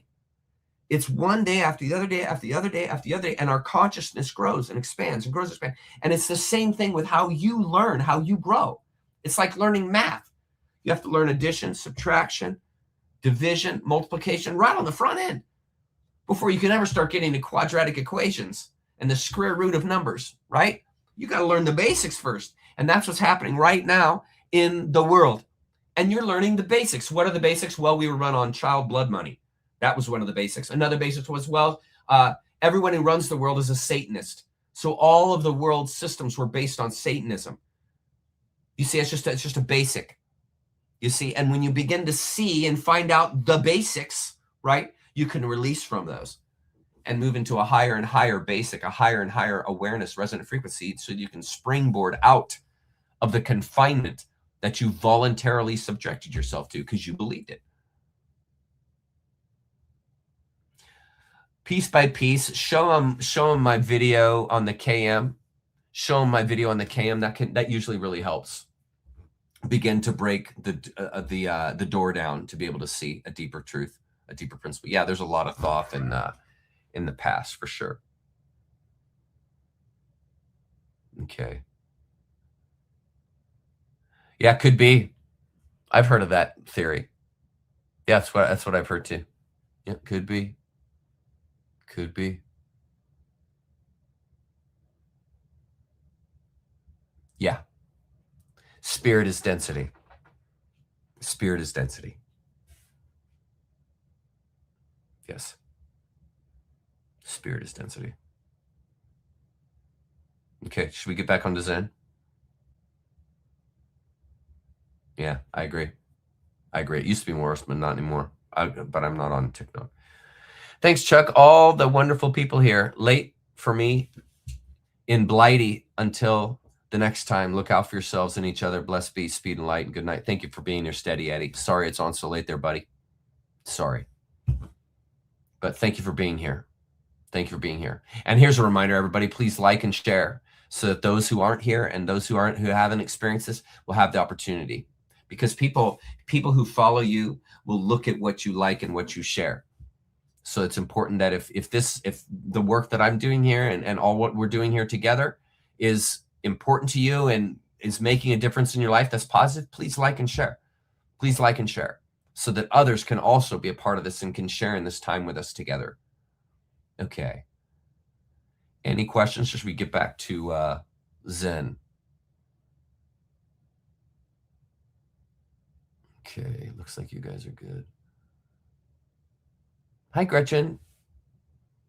Hi, friends. Finally joining. Been a week. My daughter's dad, my ex-husband, passed away. Oh, I'm so sorry, Gretchen. I had a powerful experience singing and playing music. Oh, my God, on my guitar over the phone.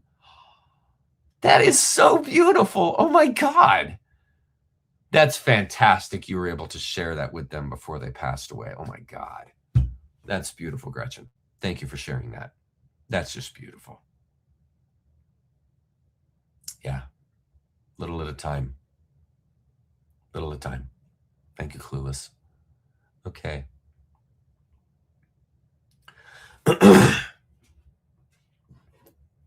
Yeah. That's fantastic. I love how many musicians we got in the chat. This is incredible. It's incredible. Fortune plays bass. What do you play? I guess you play guitar, Gretchen. That's fantastic. I met a drummer earlier in the show, and I got a slide guitarist, professional slide guitarist here. So yeah, we got musicians galore. This is fantastic. Okay, let's get back to Zen. Let's get back to Zen. Okay, media assets. Here we are. Add to stage. Here we are. Page 54. Most images of the Buddha show him in the posture of sitting meditation, in the particular attitude known as Padmasana, the posture of the lotus with the legs crossed and the feet resting, soles upward, high upon the thighs. You guys have seen that. Sitting meditation is not, as is often supposed, a spiritual exercise, a practice followed for some ulterior object. Again, that's a good point. Meditation isn't intended to do anything. It's simply presence. Yeah, there's no ulterior mode or goal with meditation. It is simply presence. From a Buddhist standpoint, it is simply the proper way to sit, and it seems perfectly natural to remain sitting so long as there is nothing else to be done, and so long as one is not consumed with nervous agitation.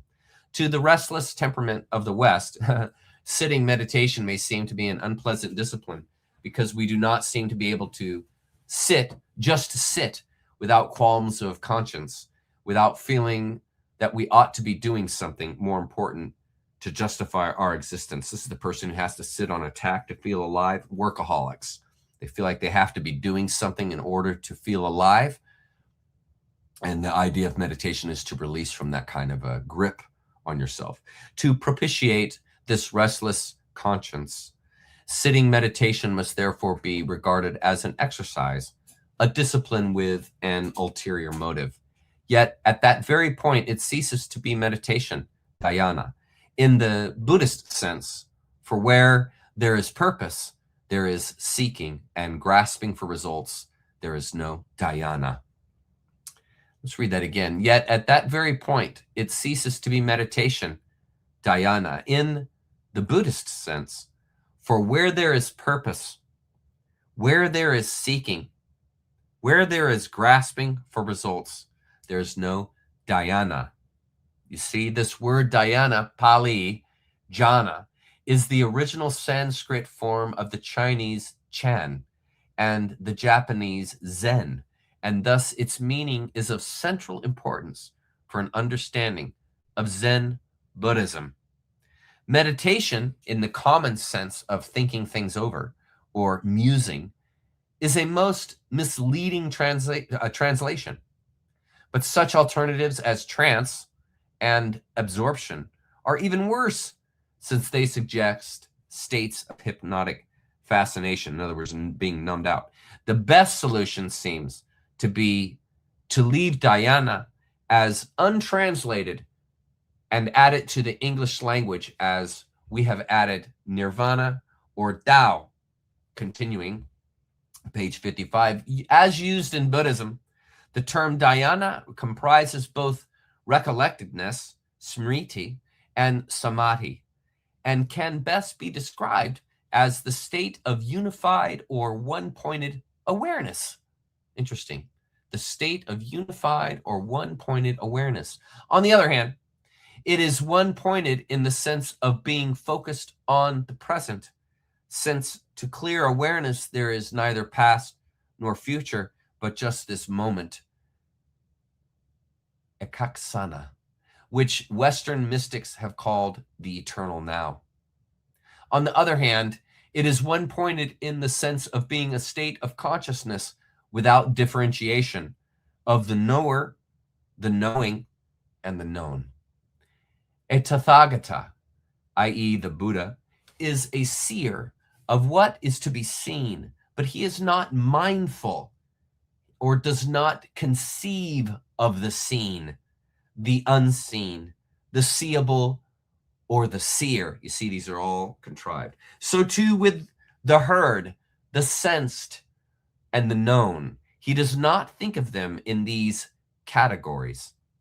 The difficulty of appreciating what dhyana means is that the structure of our language does not permit us to use a transitive verb without a subject and a predicate.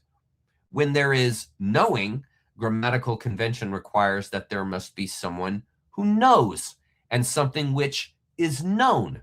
We are so accustomed to this convention in speaking and thinking that we fail to recognize that it is simply a convention and that it does not necessarily correspond to the actual experience of knowing. Thus, when we say a light flashed, it is somewhat easier to see through the grammatical convention and to realize that the flashing is the light. You see, the flashing is the light. So a light didn't flash, the flashing is the light. You see, but language hinders how we can say that. But dhyana is the mental state of the liberated or awakened man, is naturally free from the confusion of conventional entities with reality. Our intellectual discomfort in trying to conceive knowing without a distinct someone who knows and a distinct something which is known is like the discomfort of arriving at a formal dinner dinner in pajamas. The error is conventional, not existential. And then check out this footnote: consciousness, nothingness, and neither perception nor non-perception, which are stages of the mind's realization of its own nature. So the state, consciousness, nothingness, neither perception nor non-perception, are stages of the mind's realization of its own nature. Do you see how complicated it is? It is, and how deep it gets. And it's just your mind, quote unquote. Do you see how it ties into all of these extraneous things without you realizing it? It's incredible. Blinding you from things without you realizing it. Once again, therefore, we see how convention, how the Maya of measurement and description populates the world with those ghosts, which we call entities and things. So hypnotic, so persuasive is the power of convention that we begin to feel these ghosts as realities and make of them our loves, our ideals, our prized possessions. But the anxiety-laden problem of what will happen to me when I die is, after all, like asking what happens to my fist when I open my hand, or where my lap goes when I stand up. Can you guys please grasp that concept? That is real important. That is real important. Try and grasp that. The anxiety-laden problem of what will happen to me when I die, after all, is like what happens to my fist. Here, this. When I open my hand, where'd my fist go? Here it is. But wait, that's my hand. No, it's not. It's your fist. But wait, Chuck, these are the same event. Do you see how you are the exact same anomaly when you die? So let's say like your body's a fist, and when you die, it becomes an open hand. What happened to the fist? It became a hand. What happens when you die? You become spirit, something else. Not you become spirit because you are spirit. You become something else. New costume. Whatever it is after life. Maybe not. Maybe you just dissolve into nothingness, into oneness. Who knows? But there's no reason, like Alan just said, there's no reason to have concern. Nothing is dying here. Nothing is dying. Just like the fist didn't go away. It didn't die. It just became a hand. You didn't go away. You just became something else. And this will help you to release in the midst of death. Do you see? And isn't it interesting how simple it is? It's like, where'd my lap go when I stand up? You see how simple it is to see that? Do you see how easy? And you're the same exact way. You're the same exact way. And fretting over your death is like fretting over a fist that disappears into a hand. And when you can make life and your perception that clear, do you see how it releases you from holding, releases you from anxiety? Because it's silly, isn't it?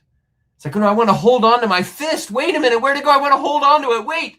Do you see? That's what you're doing with your anxiety when you're worried about someone's dying and that they're not there anymore. They are there. They're just in a new costume. They've just changed, but nothing died. The body just stopped functioning, but it wasn't the body that was keeping itself alive. It was the animating factor inside the body that was causing all the cells to continue in their activity, causing your mind to continue in its creativity. You see? Really good stuff. Really good stuff. Perhaps then we are now able to understand the celebrated summary of the Buddha's doctrine given in the Bodhisattva. Suffering alone exists, none who suffer.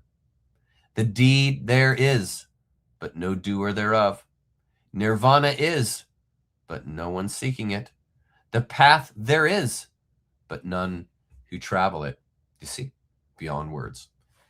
54 to 56, Diana's non-dual sense and ghostly conventions. Diana, the mental state of the liberated individual. If you want to know a quick and easy definition, Diana is the mental state of the liberated individual, focused on the eternal now, ekasana, every moment without obstruction. There it is again. Undifferentiated, knower, knowing, known. Tathagata, the one thus come, sees without conceiving categories, nor conventions of thought. Western language forces a subject predicate, yet knowing needs no someone knowing, nor something known. Like wearing pajamas to a wedding, this is intellectually uncomfortable. This is intellectually uncomfortable. Yet the discomfort is a conventional concern, not an existential dilemma, as we read. Don't make the Chinese language walk on all fours, as my dad would say. Don't make the Chinese language walk on all fours. Understand your own language barrier without profaning their concept. And when I say don't make it walk on all fours, don't make it too pedantic. Don't force it into the actual thing. Utilize metaphor. Understand Chinese language, English language. These are all metaphors. They're words that point at something. Don't make it walk on all fours. Don't force it down to be a certain way. Right? Understand your own language barrier. You see, by understanding my own language barrier, I keep from profaning their concept. In other words, making them walk on all fours. Profaning their concept because me, myself, have a dysfunctional language. Do you see? That's inappropriate. And Alan is saying that in regards to Zen. Don't make Zen walk on all fours. Don't make these things walk on the legs that America English has handed that language. Zen doesn't fit in that English parameter, in that English language of subject object. It's past that. It's a picture. It's a concept. It's an idea. It's a convention in many ways. Right? And so it doesn't really neatly and succinctly fit into that whole subject object verb kind of a thing. Okay, Maya postulates the mind with ghostly entities. Again, Maya is the illusion. Anxiousness in death is like having anxiety for a fist vanishing when a hand opens, which we just explained. Suffering exists without a sufferer, nirvana without a seeker. In other words, it's spontaneous. You can't find it, and you can't lose it. You happen upon it. Awakening renders hidden conventions as illusions, thus liberating the pathless path. Just as there is no inherent sufferer, there is no separate self that seeks or achieves nirvana. Again, like I said, you happen upon it. The seeker is the same illusory ego driven by craving. Nirvana isn't something gained or lost. Nirvana is the natural state revealed when delusions drop away. Have you ever thought about that? Nirvana is the natural state that occurs when you finally release from your illusions. That's a really easy way to understand nirvana.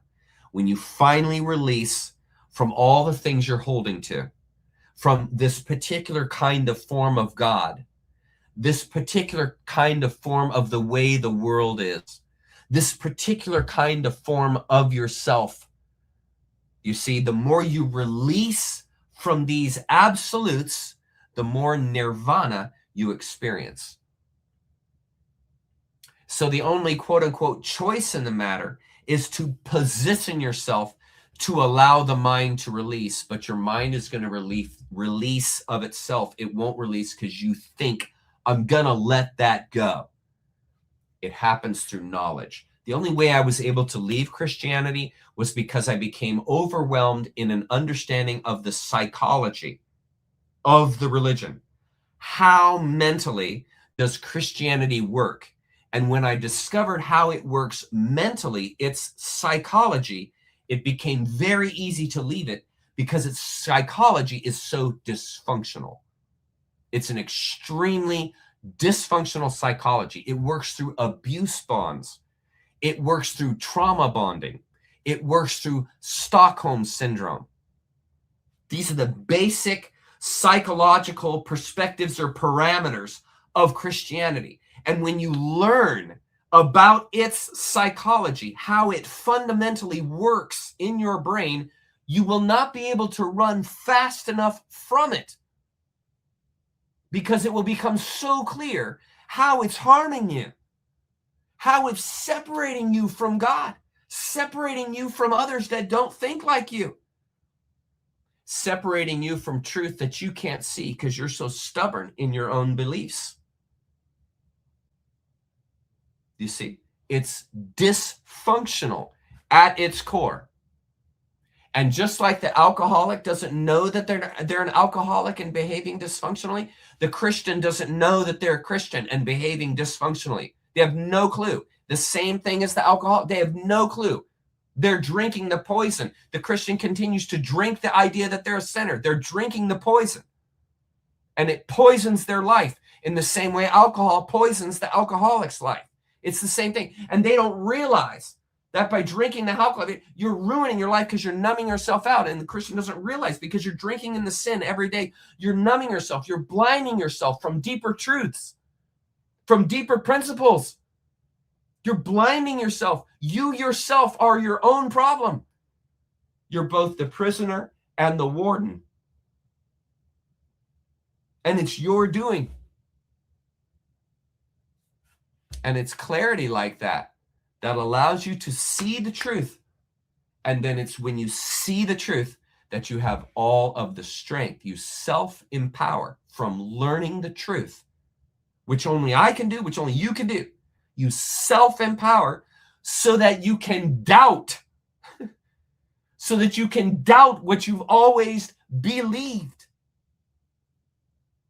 And until you doubt what you have always believed, you will remain obedient. You will remain a bot. You will continue to do as you're told. And you'll never escape that world because you refuse to doubt it. This stuff gets so clear at times. It's just awesome. Just as there is no inherent sufferer, there is no separate self that seeks or achieves nirvana. The seeker is the same illusory ego driven by craving. Nirvana isn't something gained or lost. Nirvana is the natural state revealed when delusions drop away. The Buddha taught that enlightenment involves realizing there is no I to enlighten. It is simply realizing. It's simply realizing. There's nothing to enlighten. It's already in you. It's just realizing it. It's like walking from a dream where the dreamer was never real. You see the illusory aspect? Chapter 2 summary, finishing chapter 2. Congratulations, everybody. We're about to finish chapter 2. In chapter 2, we have explored the origins of Buddhism within the context of ancient Indian philosophy, the Upanishads, as we talked about, emphasizing its adaptation to Chinese culture through influences like Confucianism and Taoism, which we talked about. Zen tempered Buddhist ascetic ideals into a more practical, humanistic path for the everyday human being. We talked about that. You guys should remember all of this. We talked about all of this. Watts highlighted the influential languages of Vedic and Upanishadic Hinduism with their mythological themes of divine self-sacrifice. We talked about that. The play of God, Leela, as now you see it, now you don't.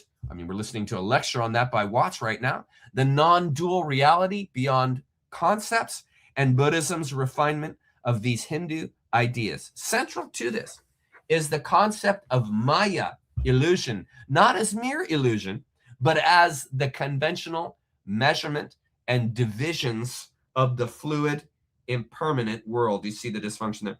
Into abstract things and events leading to frustration follow that. Central to this is the concept of Maya, not as mere illusion, but as the conventional measurement and divisions of the fluid, impermanent world. You see, the absolutes, that's where you're going to get in trouble. When you try to take a wonder and try to funnel it into absolutes, that's when you're going to really cause anxiety and cause a lot of back pressure, because nature doesn't fit in a box any more than you do. The world is impermanent. It's flowing. You join with it. You integrate into it. You don't reject it and go upstream. You're just going to exhaust yourself, and nature's merciless. Nature will capsize you and drown you. That's why I used that quote, dragged. What was that quote? Release or be dragged. That's exactly what this is pointing towards here. When you turn the world into abstract things and events, it leads to frustration. And what is frustration? Dukkha, which we studied. Next slide.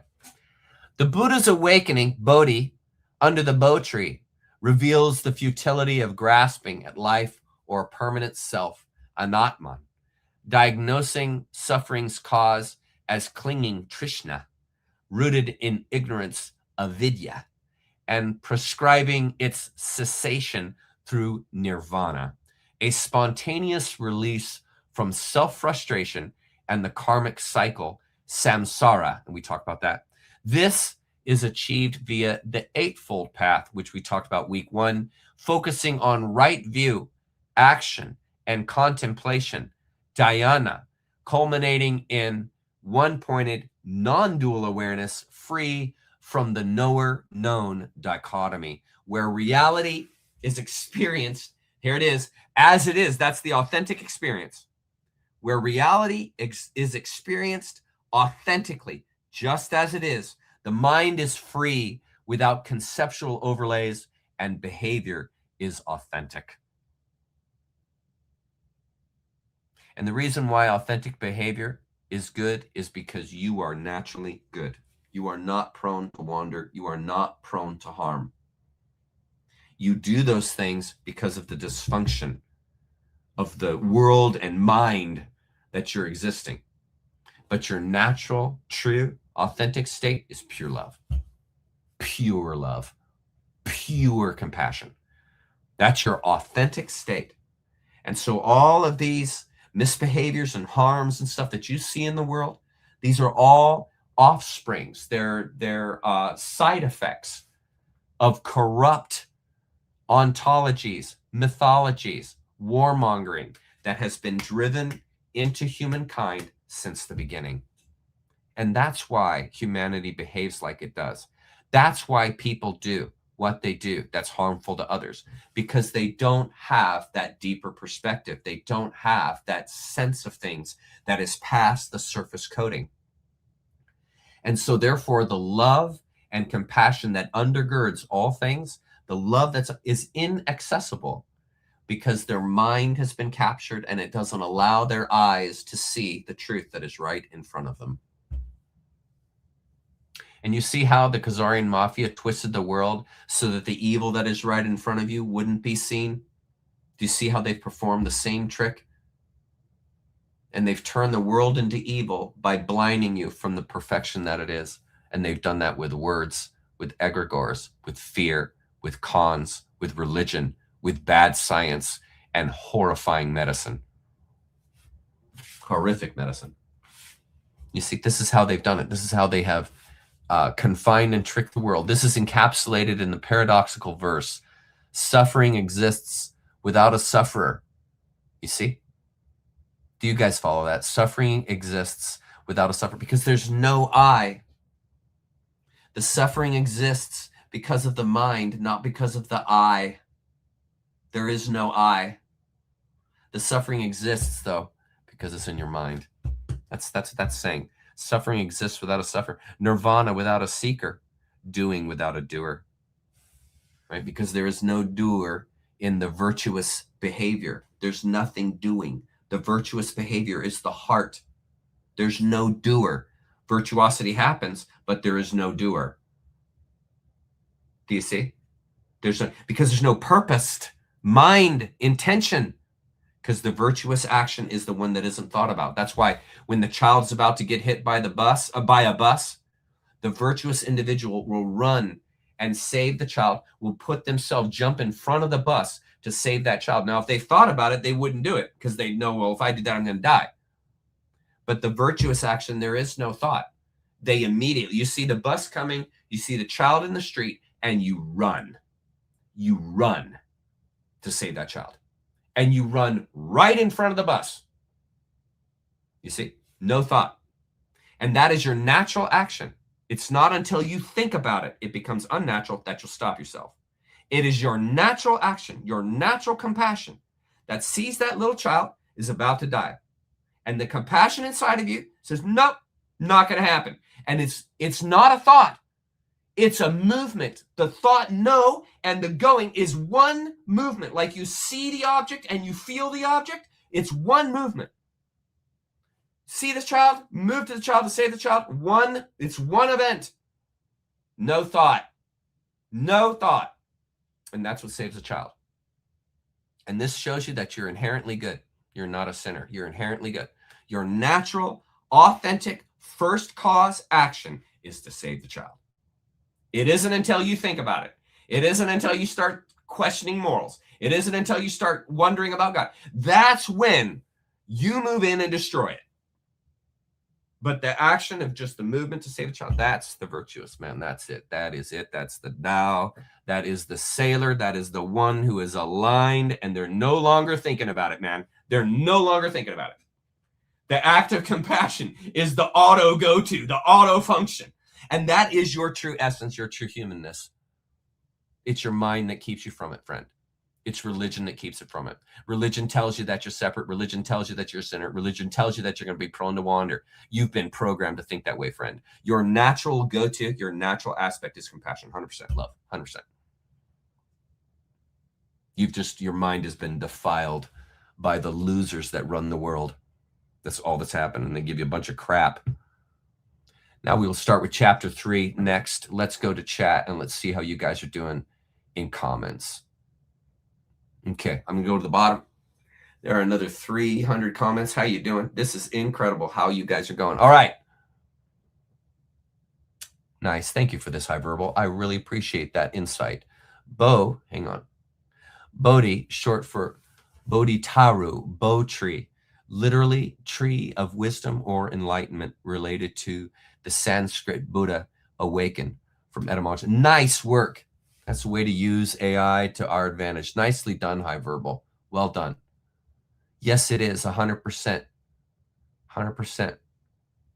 This, thank you, Gretchen. Our instincts come from our hearts. Yes, the mind has to be turned off. Our culture is a lot of thinking. Yes, Gretchen.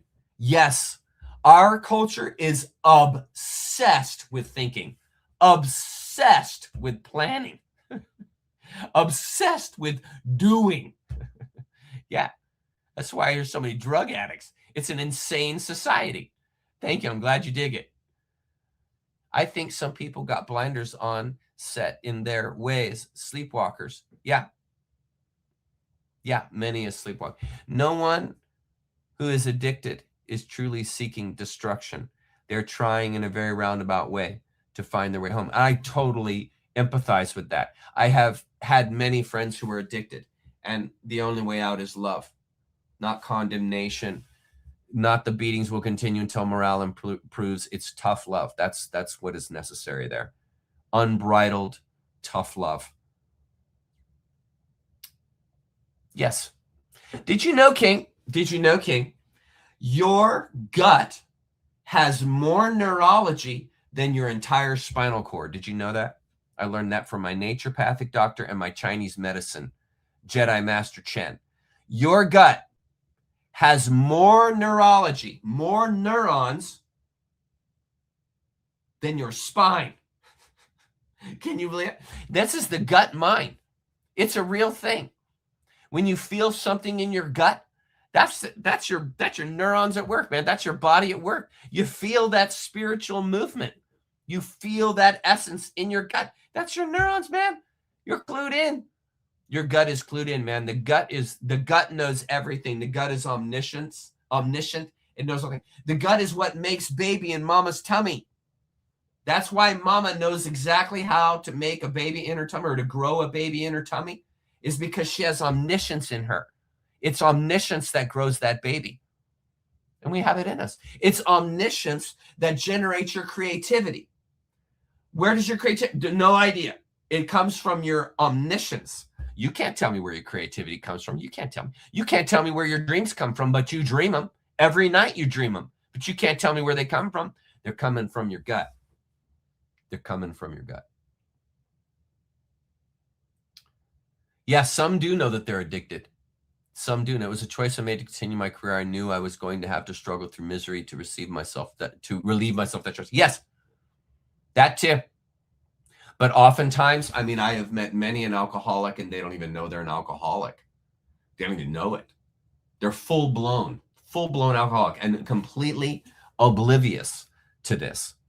I had a friend in high school whose father lived in a constant state of drunkenness. And it was just his lifestyle. He would wake up every morning and would immediately begin drinking, and had numbed out so bad that didn't even realize that he was completely gone all the time. So some are like that. And then there's also, like your cases here, Max, where an addict knows they're an addict and they can't leave because leaving is more painful than continuing in it. Yeah. In many ways, Big Ben, in many ways. Yes. Yes. It's all part of it. Yes. I completely agree, Discord. Completely agree. What was the wow for? I'd love to know. Okay. That's so sweet. That's so sweet, Max. That's so nice. A woman's smile is so beautiful. I love it. My wife smiles. Yeah, takes me, makes me very happy. Yeah, that. Knowing, not thinking. Seems oxymoronic, doesn't it? But it's true. Knowing without thinking. Because my example was the perfect one. When you go to save the child, you're not thinking, but you know. Right? When you see the child's about to get hit by the bus, you know the child's going to die. You know if nothing is done, that child's going to die. And so that's why the movement is synonymous with seeing the child, because you see the moment you see the child, you instantly know, you don't think, and you're running before your brain even has a chance to say, wait, you might die. That's true virtuosity.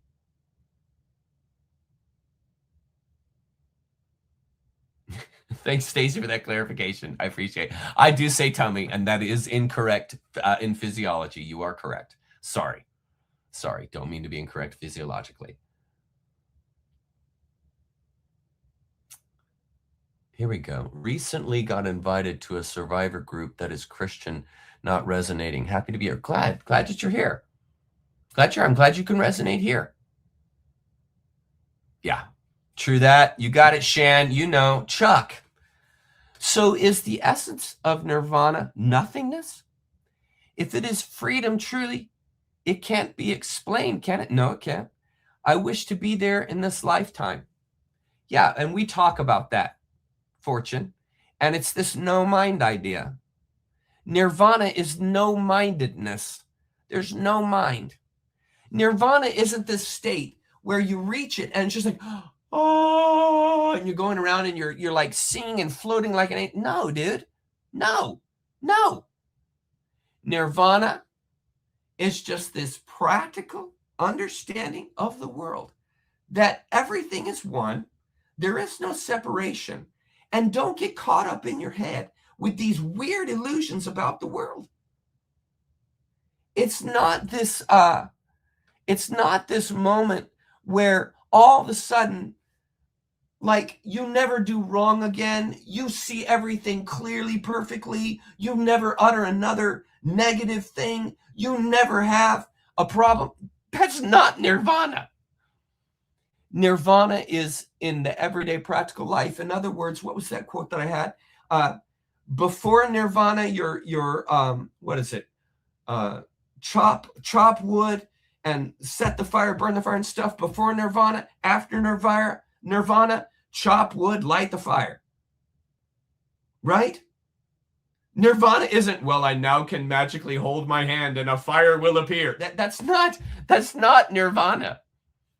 Nirvana is the practical everyday life, but you're in a state of bliss because you're not caught up in the head. So you're in a constant state of bliss in the sense of you're not caught up in your head. You're in the paradise. So the illusions that are portrayed to you that attempt to make this paradise a purgatory, you're not caught in them.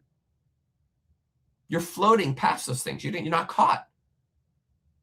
And so you can fully love and cherish the world as it is because your mind isn't telling you something that it's not. That's nirvana. Clarity. You see through the illusions and you know it's illusion and you participate in illusion with joy. Nirvana. You see?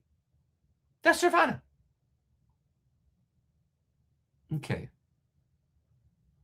When I fall asleep listening to these lectures, I have beautiful dreams. No way. That's fantastic. I like reading that. That's great. I like reading that. I have beautiful dreams. That's fantastic. I'd so like to hear that. I'm sorry to hear that, Lancelot. She perfectly drank herself to death. So sad to watch. She was brokenhearted. I'm so sorry. And yes, pretty much. I mean, I don't think I've ever met an addict that wasn't brokenhearted. People don't become addicts by choice. It happens. They become addicts by choice in the sense they just continue to make poor choices for themselves. But in the sense they didn't start to become an alcoholic thinking, okay, I'm going to become an alcoholic and these are the choices I'm going to make to get there. Do you see? It happens to people because of a lack of perspective, a lack of appreciation. And so you just want to numb out because you've lost the ability to appreciate. And in order to get that ability to appreciate back, you have to engage in self-knowledge, self-awareness. And that's why it's so tough with drugs, is because they numb your awareness, they numb your brain. And so the thought of, healing yourself and leaving that space doesn't occur because you're numbed. It's really sad. My heart goes out to addicts. It really does. It's tragic.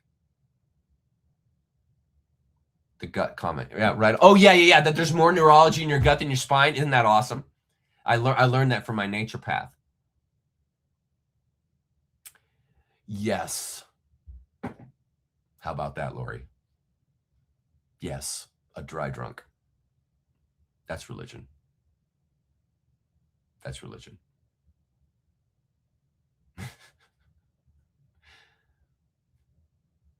Yeah, that's it. Virtuosity. Yeah. Here we go. What do we got, Lighthouse? Yes, it took me flipping my car 5 times and ejecting from my windshield and a couple of months. Oh my God, I can't imagine, before I decided to never drink again. I'm sorry it took that, but I am so thankful that you're alive, and I'm so thankful that you're able to walk away. And that is a poignant, perfect case of the typical things that it takes for a person to leave, not just alcohol, for a person to leave religion. Imagine the addiction that is religion. I mean, that they ain't leaving. And the drug they're taking, which is the religion, they think is good for them. I mean, at least most alcoholics, I mean, if you ask them, is alcohol good for you? Man, they'll tell you, if they're honest with themselves, they'll tell you, no, it's not good for you. The religionists, they think they're eating a spiritual food that's good for them. You talk about tied in, brother. I mean, they even think that the food is, and they'll even say to you, why aren't you eating this food? Like an alcoholic would say to you, like if an alcoholic would say to you, why aren't you drinking more? I mean, come on, man. You see, it's the same thing with the religionist.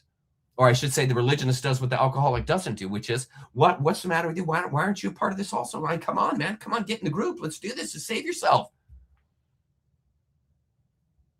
Think of what it's going to take to get a person to leave that. In the terms of the Great Awakening, in the terms of the path that we're all on, because we're all on this together, folks. In the terms of a path, think of what the world is going to have to show these people in order for them to wake up from religion. I mean, this person here, Lighthouse, she had to flip in a car, or he had to flip in a car 5 times and throw out the windshield before they're like, you know what, maybe I should stop drinking. Imagine what it's going to take for the hardcore Islamist, the hardcore atheist, the hardcore agnostic. It's strange. Some people grow up with addiction in their family. When they become addicted also, then the other side of the coin, others see that and never touch the stuff because of their experience. Yeah, and that's awareness. You see, you said it right there, Clueless. Others see that. You see, it's the addict oftentimes that doesn't see that. And that's a perspective issue, which is a personal responsibility issue. Because my respect for the world is based on my personal responsibility. In other words, what have I done to understand the world? What have I done to learn about myself and the world? What self-responsibility have I taken on to become appropriate to the life and the world that I'm in? You see, I have to see that. That's why when you're indoctrinated into some kind of belief, it's so hard to see it, because all of your awareness is through the lens that was put on you, called indoctrination. And so you're looking for God, but you got your glasses on, meaning you're looking for your glasses while you're wearing them. And this is the case of the religionists. They don't see that the very lenses they're seeing the world through are tainted. And you have to take the glasses off. And this means the person has to leave the religion. What's going to instigate them to leave that religion? They must existentially be destroyed. That's what will cause the religionists to leave the religion. They must existentially be destroyed. In other words, they have to see that this idea and form of God that they had in their head is bunk. This is why the disclosure and disclosing aliens is going to free a lot of religionists, because when you start encompassing the universe, you can't fit any religion sitting here on this planet to be a universally encompassing religion. It doesn't work that way. It doesn't work that way. That would be like the Christian flying to Andromeda and telling people on a planet in Andromeda, hey, you guys, listen, you're all sinners. You're all sinners, man. And you need Jesus' blood to save you or you're going to hell. Do you see how mad that is? You see how mad that is? And this is why disclosure is going to destroy the religions.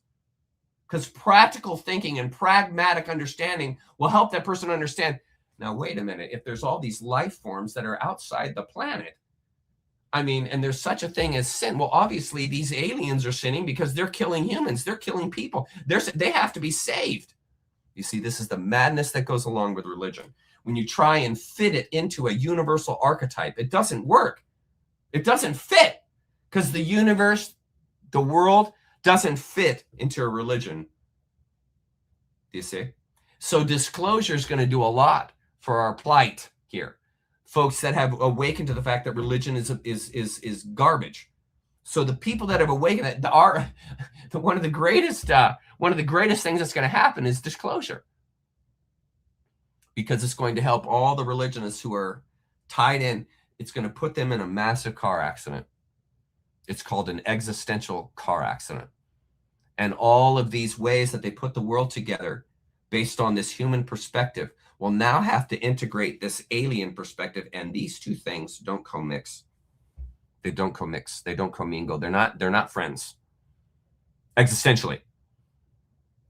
You see? Because the perspective of the alien is very different from you. Very different from you. And you can't force the universe to fit into your perspective. You see the madness of subscribing to a religion. You see, you can't do that. And this is why I'm so excited about disclosure, because it's going to really help free up a lot of people. A lot of religionists. Okay. Yeah, womb is great. Sorry, I didn't know that tummy was so offensive to people. Sorry. Didn't know that it was so offensive. Sorry. Here we go. All right. I'm sorry to hear that. Oh, of course you love him. Of course you love him. Oh my God. The love that one has for a friend or a loved one or whatever that is addicted, it never ends. You want so much for them to be free of that. And this is the way I feel about with Christianity, religion. I would love for my family, just one member of my family, to be free, to actually have a conversation with one of my parents or one of my siblings that's, completely anti-Christian would be amazing. It would just be amazing. But, I'll probably never have that experience. Okay. Here we go. So you don't have to die to research nirvana. No. It's your birthright. Sunshine. Your birthright, okay, in life is growth. Okay? It is awareness. That's your birthright, okay? And realizing, having the experience of nirvana is your birthright. In the same way, having the experience of magic mushrooms is your birthright. That's one of your birthrights. That's a human experience integrated into nature to have. Eating food, that's another birthright. That's one of the experiences of being a human. Having sex, that's one of your birthrights. That's like one of the essential components to knowing who you are and being a human being. Engaging in these activities, in these experiences that render your humanness. unique to you. That's called fulfillment. And so nirvana, absolutely, you can absolutely have the nirvana experience right now. You don't have to go anywhere, do anything. It's available to you. That's called your potential. It's always there. It's always there. That's just science. And that's great. If that's how they want to classify it, great. But that's just science. But we're bigger than science. Hey, so I'm so glad. Thank you so much. I'm glad that you're here. Hey, Kogi, I haven't talked to you in a while. What's going on? My mission is to live that saving a child from an oncoming vehicle analogy truth. What could be more fulfilling? Seriously. What could be more fulfilling than giving your life away? My God. I mean, you do it. I mean, when you get married, that's exactly what you do. You give your life away. You give your life away to the betterment of someone else. I mean, why did you get married in the first place? Gretchen, wow, he was trapped because, sorry. Okay. Any other questions? Should we just go to chapter 3? What do you guys want to do? Let's cover chapter 3 for a few minutes. Yeah, that was the perception. And that's what was written, but, you know, it's hearsay at that point. What do they have without their religion then, you see? Because spirituality, sorry, you're in another conversation. Sorry. Here, what's your thoughts on the Gnostic viewpoint that true ascension can only be by acquiring knowledge to liberate the divine spark trapped within human body? Well, there has to be some sense of awareness, you know. There has to be some sense of awareness, right? And I think that's one of the reasons why they did what they did with the jab thing, was to dull out and dehumanize people biologically and make them stupid. Because one of the offshoots of having all that metal, self-assembling metal in your body is it dulls you out. It numbs your mentality, lowers your IQ. And this is all attempt to lower the awareness of the population. And so Gnosticism has a really good point in the idea that wisdom liberates you. That's a really good point. Knowingness and the wider and wider perspectives liberate you. And so, no, I don't think to have full ascension, whatever that means, you know, you have to have meet some kind of criteria. I think it's purely just how you grow. You're not destined in any one particular way. You certainly have tinges of destiny simply in the environment that you're born into. I mean, your destiny is going to be vastly different if you're born into a kingly role as opposed to born into a place in Ethiopia that hasn't had any money or support for hundreds of years. I mean, you most likely have very different destinies in these two situations, right? But nevertheless, it's going to be awareness that's going to awaken that person that's born into poverty, as well as awareness that's going to awaken that person that's born into wealth. And so the Gnostics are correct in the sense of that greater and greater awareness and perspective is only going to open your world and bring you into a higher and higher state of quote unquote nirvana or gnosis. And that's liberating. A wider and wider perspective is going to give you a greater and greater liberation, simply because, you're only as big as your mind allows. You see, so I don't subscribe to the idea of you have to do this certain thing, you have to believe this certain way, you have to follow these certain precepts, you have to say these certain words. I think all that's BS. I think it's simply a matter of giving yourself to life completely, filling yourself with doubt and leaving the farm. Full send. This is one of my favorite lines. Full send. And this is what's going to liberate you. Full send. Yeah? Giving yourself completely away. Yeah. 100%. Okay. We good? Yeah, you guys just hang out. Let's start a little bit of chapter 3. Any other big questions? Chuck, sorry. We'll get to chapter 3. Hang on. Chuck, what's your thoughts on the Gnostic viewpoint? I just answered that question. Sorry. Without the catastrophes, many would not see, especially me. Yeah, and that has been in our past. It really has. We have been in a horrific situation, and I would love to better understand that someday. And I do believe it's part of our growth process. But I do think that there has been a sense of catastrophe in the sense that we were captured. But I do think that no matter what, consciousness, there's a movement through experience to become. And in my view, that's why we're here. We're moving through these experiences and we're becoming. And that's, quote unquote, if you want to call life on earth a point or having a point, it would be, in my eyes, just this growing perspective, this learning, this experiencing, and that's the point. The journey is the point, not the destination. You're not trying to get anywhere in life. You didn't come here to get somewhere. You came here to journey. And so it's the journey. That's the point. That's the meaning. And this is why awareness is so important, because the wider your awareness, the more rich your journey is going to become, right? And you control that by participating. I mean, you choose to get out of bed and go and participate in the world, right? So you have to position yourself in order to have these kind of realizations. Yeah, that's when the truth comes out. Do you run towards the child or do you stop and think about it? That'll tell you a lot about your character. So the nirvana experience has, no, of course not. No expiration date. No. There's no due date. There's no expiration date. That's why, and we'll get into this in chapter 3, there's different means and ways. Here, I'll show you. Look, here. Add to stage. You see? There are different levels and means and ways.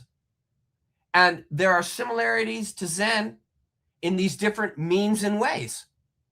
And you have this on the left, you can see it there. The Hinayana school, the small vehicle, the elementary Mahayana, the great vehicle, the final Mahayana, advanced vehicle, and then sudden teaching. This is the key I want to make here. Sudden teaching, what does that mean? That means that for some people, nirvana, enlightenment, is sudden. They see it instantly, quicker than another person does. And it doesn't necessarily have to do with your IQ. It's a perspective of the deeper. Now, having a high IQ will help. It expedites because learning builds perspective. The higher my IQ, typically, the faster I can learn. The faster and more I can learn, the wider my perspective. Well, the wider my perspective, the faster I transcend. So there is a sudden teaching for folks that are more geared in that way, right? But then there are also people who have to take that small Hinayana vehicle in the initial phase, and their enlightenment, their nirvana is going to it's going to take a much longer path. It's going to take a lot longer to reach it, to realize it. But it's always available. There is no due date and there is no expiration. It can happen at any time. It's spontaneous. What a brilliant question. I love it, High Verbal. I love it. Yes, no expiration date. Anytime, anyone, at any moment, it can happen. That's called spontaneity. And it does happen spontaneously. Okay. That's the question of the night right there. That was fantastic. Anything else you need to get? Similar.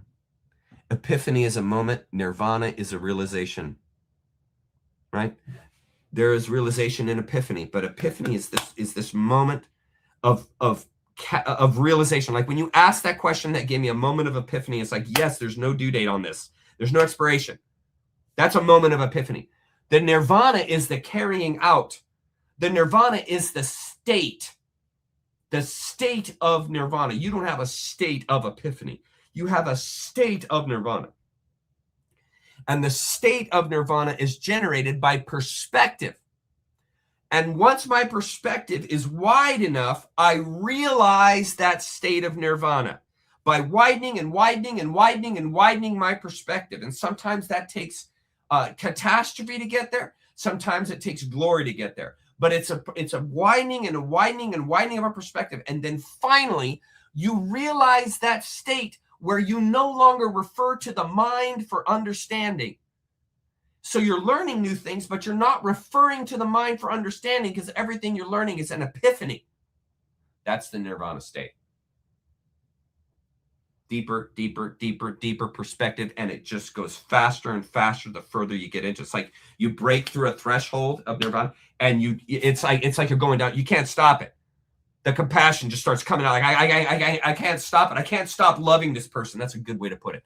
I fall in love with someone and I break down that barrier of nervousness and fear and like, should I give my heart to them and everything? Once I give my heart to them, it's just the love builds faster. Because you've broken that membrane of giving yourself away. And it's the same thing with nirvana. You've broken that membrane of mind, of insisting the mind to understand. You've broken through that. And you understand in the same terms of, I see the child's going to die, I'm going to go. There's an understanding there that doesn't require thinking. And that's nirvana. That's nirvana. No thought, no action, no doing. Right? Simply be. It's there. Here. Do we, the walking, curious, move the path forward? I'm sorry, I don't understand the question. Do we, the walking, curious, move the path forward? Sorry, I don't understand that. Sorry.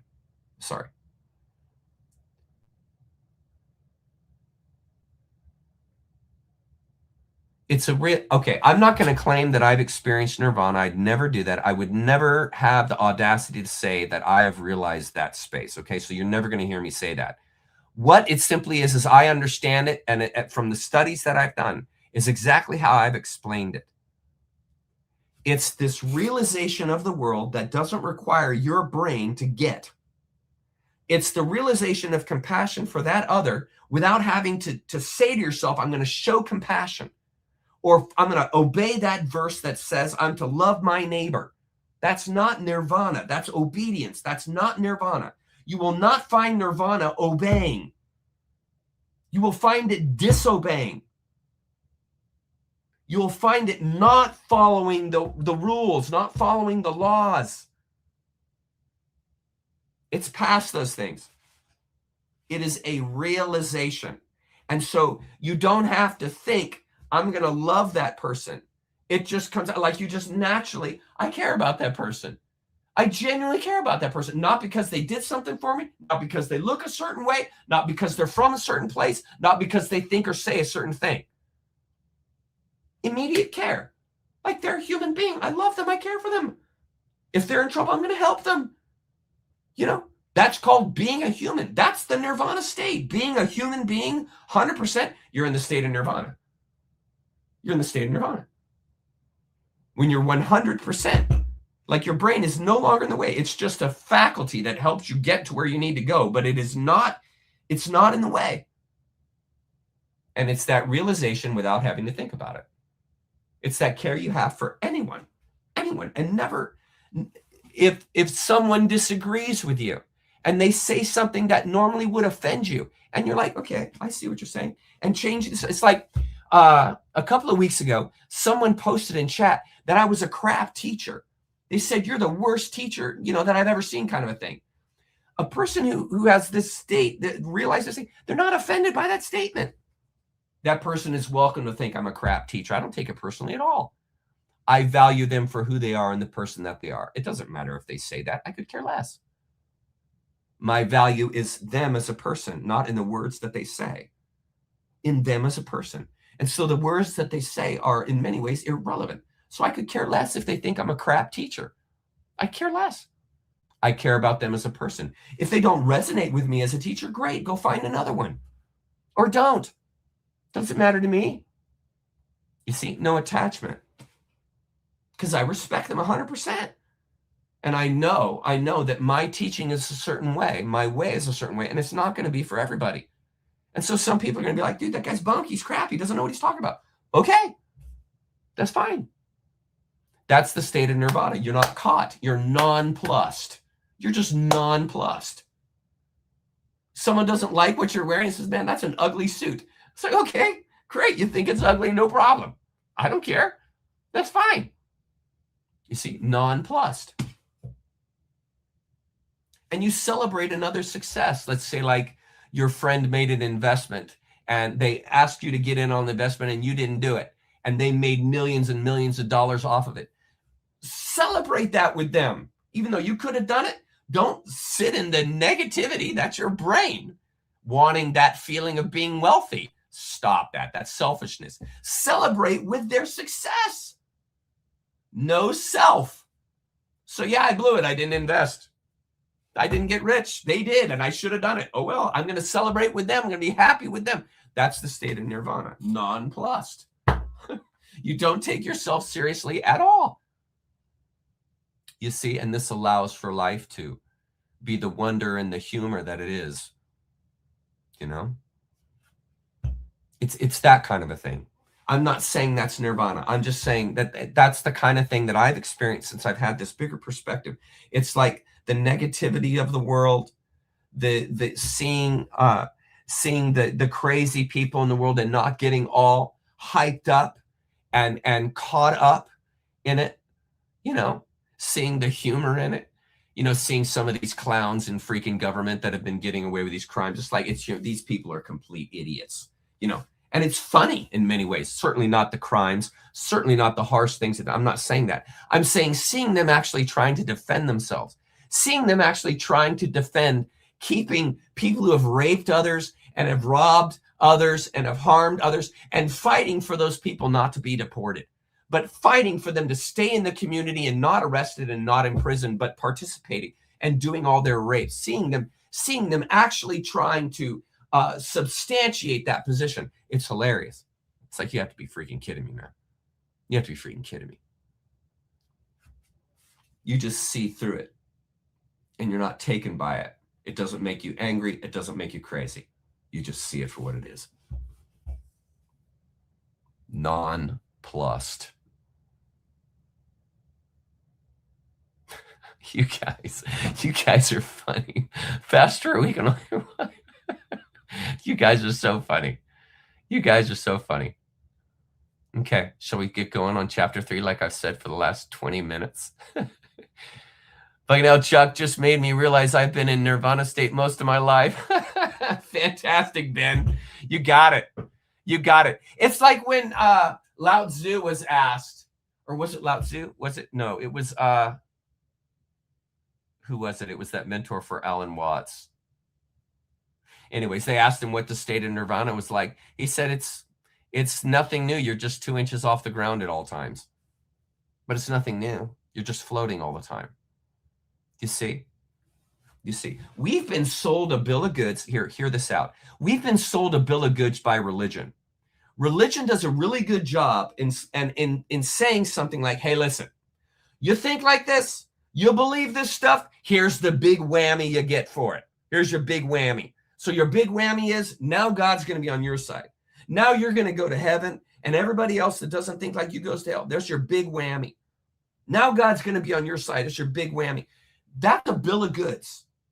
Okay. Wisdom doesn't work like that. I don't gather wisdom and think, okay, now I got it. Now I'm in the state of nirvana. I got it figured out. I got it worked out. I got the answers. Bro, wisdom works the completely opposite way. It's just life, but life in the state of paradise, but not trying to make it a paradise. Recognizing the harm that's in it. Recognizing the loss and suffering that's in it. Not floating around thinking, oh, it's all just bliss and wonderful. Oh my God. No, dude, no. That's not the state of nirvana. It's this practical sense of, I am in this privileged position of being a human being. I can have the experience of duality, the experience of sensorial life, this experience of smelling, tasting, feeling, seeing. That's an honor. And I get to experience that in this world that is a paradise. Now that's the state of nirvana.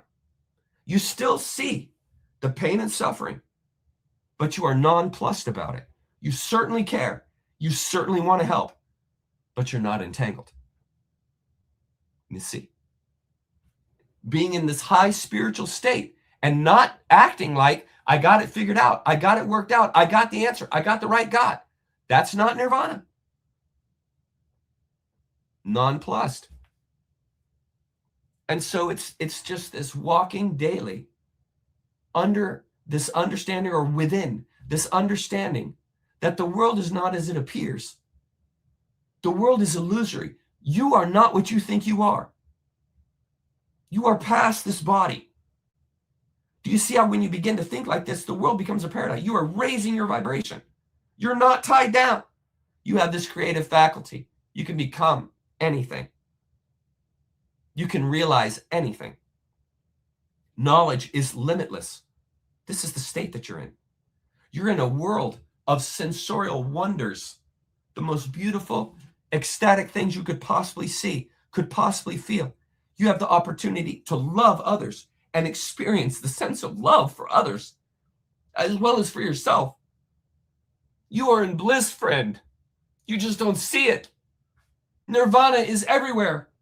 You just have to access it, and it's your mind that keeps you from it, because you're composed of love.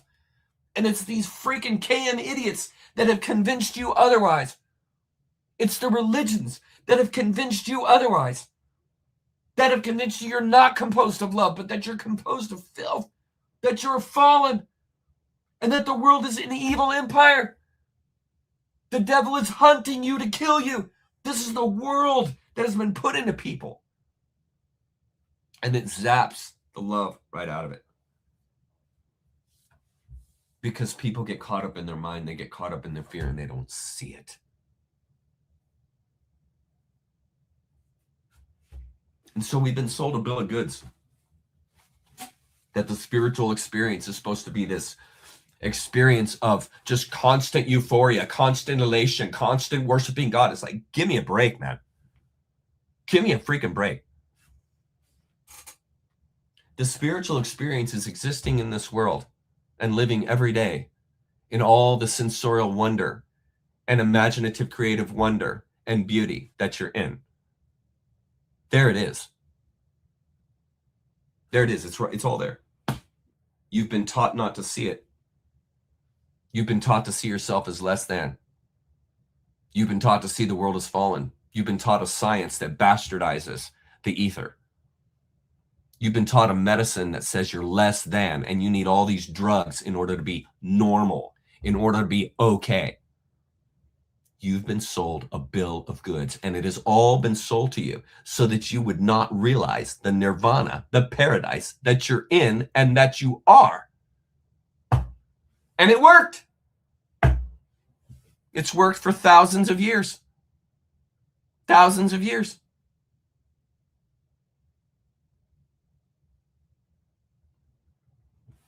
The brain gets out of the way to the universal mind.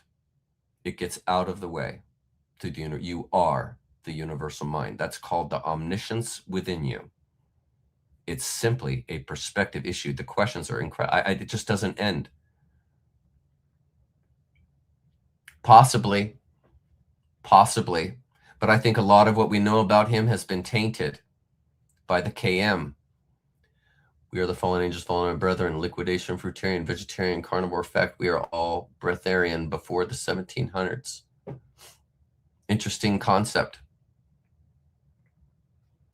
When I spent Chuck, I love you. Nice. Hello, all in the chat. I'm here just listening. Thank you, Max. I care about you guys. Max, if you knew how much I care about you guys, if you guys knew how much I loved you guys. Oh, I really care about you guys, man. Because I don't want any of you to see the world any less than a state of nirvana. I want all of you to see the world as a paradise without trying. And I'm really sorry for those of you that are caught up in religion. I really care about you. I know what it's like to be caught in religion. I was caught in religion for 40 freaking years, man. And I thought I had the answer. And so it's, I'm here to try and help shine some light. Okay.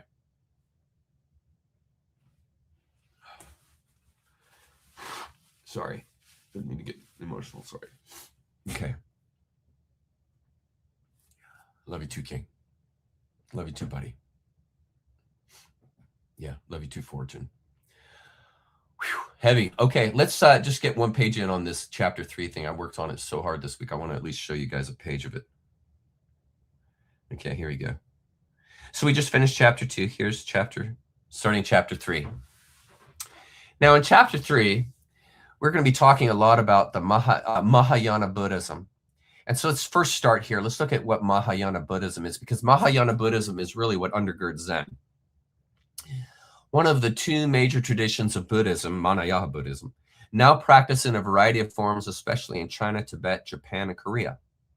The tradition emerged around the 1st century AD and is typically concerned with altruistically oriented spiritual practice as embodied in the ideal of the Bodhisattva.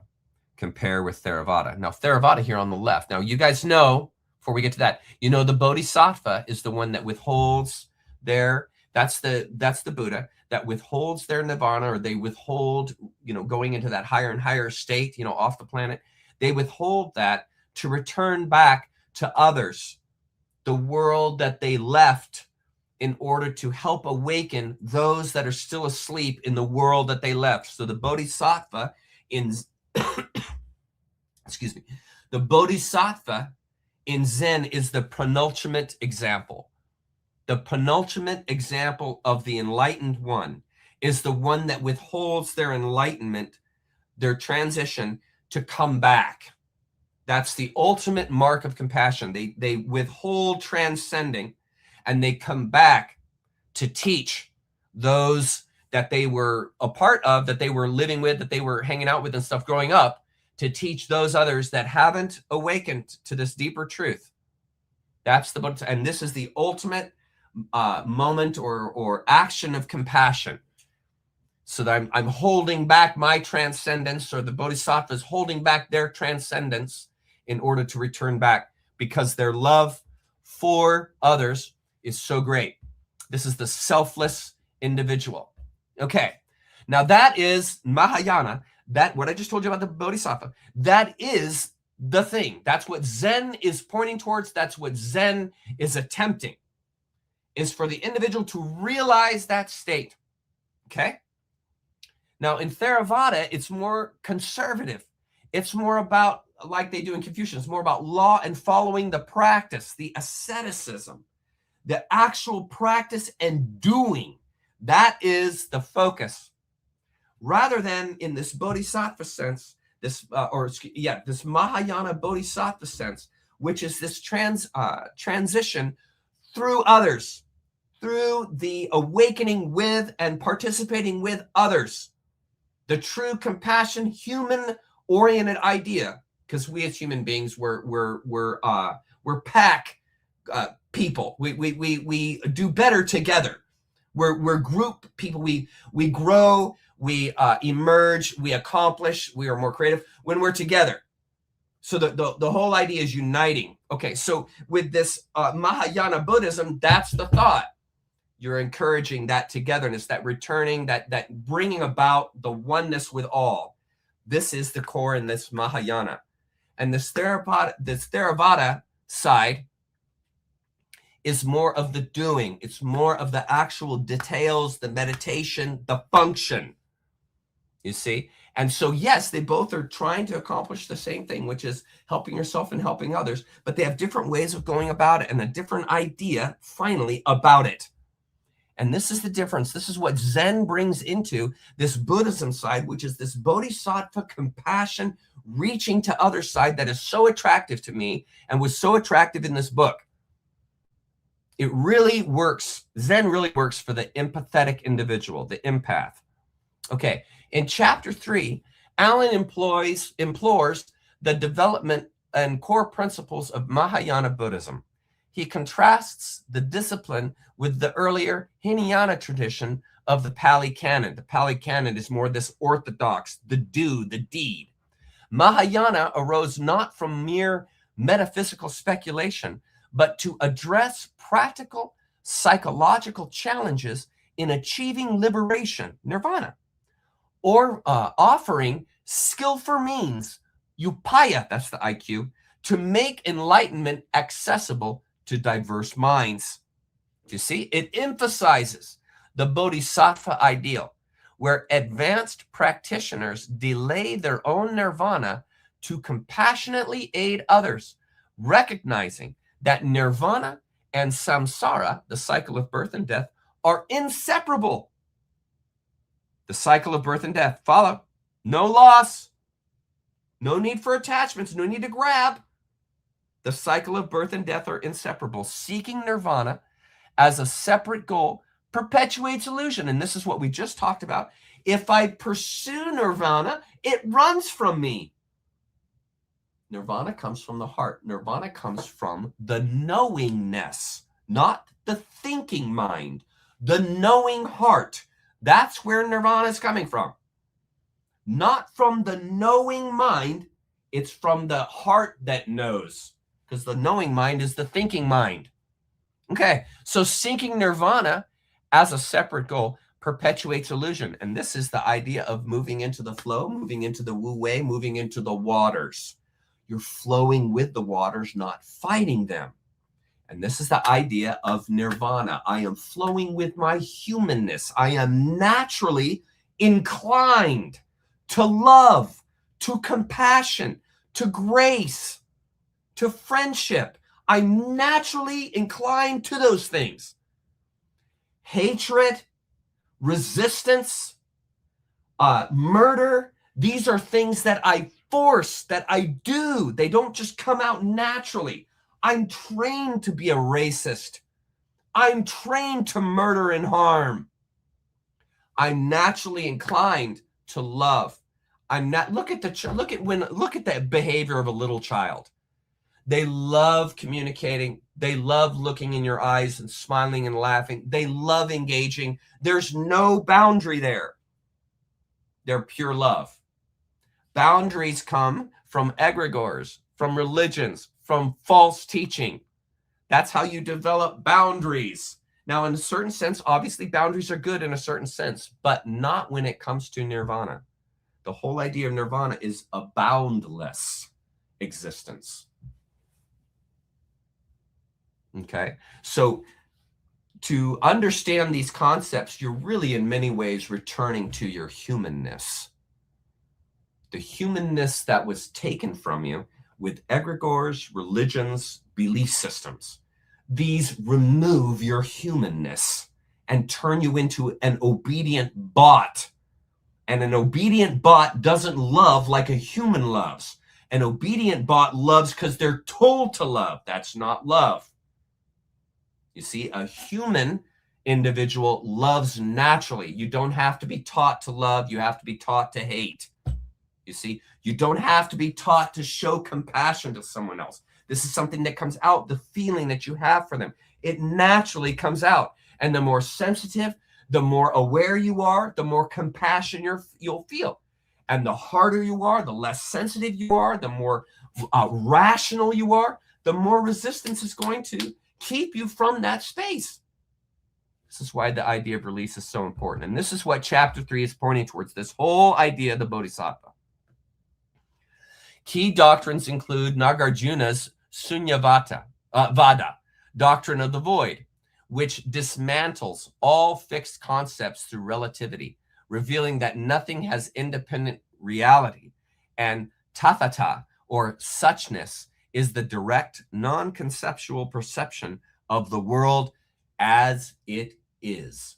It also touches on Pure Land Buddhism's faith-based approach, which we've talked about before, the interconnected realm of phenomena, the Trikaya, three bodies of the Buddha, and Yogacarra's view that the classified world is mind only, dissolving dualities to foster spontaneous liberation. I foster spontaneous liberation by dissolving dualities. You follow? Ultimately, Mahayana shifts from effortful self-denial to an affirmation of everyday reality through wisdom and compassion, exposing the futility of grasping and leading to a profound turning about, quote unquote, in consciousness where one realizes, there it is, not finds, one realizes there is no self to liberate and nothing to attain. You see, that's how you remove the onus. There's your freedom. There's your freedom. There is nothing to attain. Let me be the one teacher that tells you there is nothing to attain. There is no goal to achieve. Got it? It's the journey. It's the journey. the path, the walk.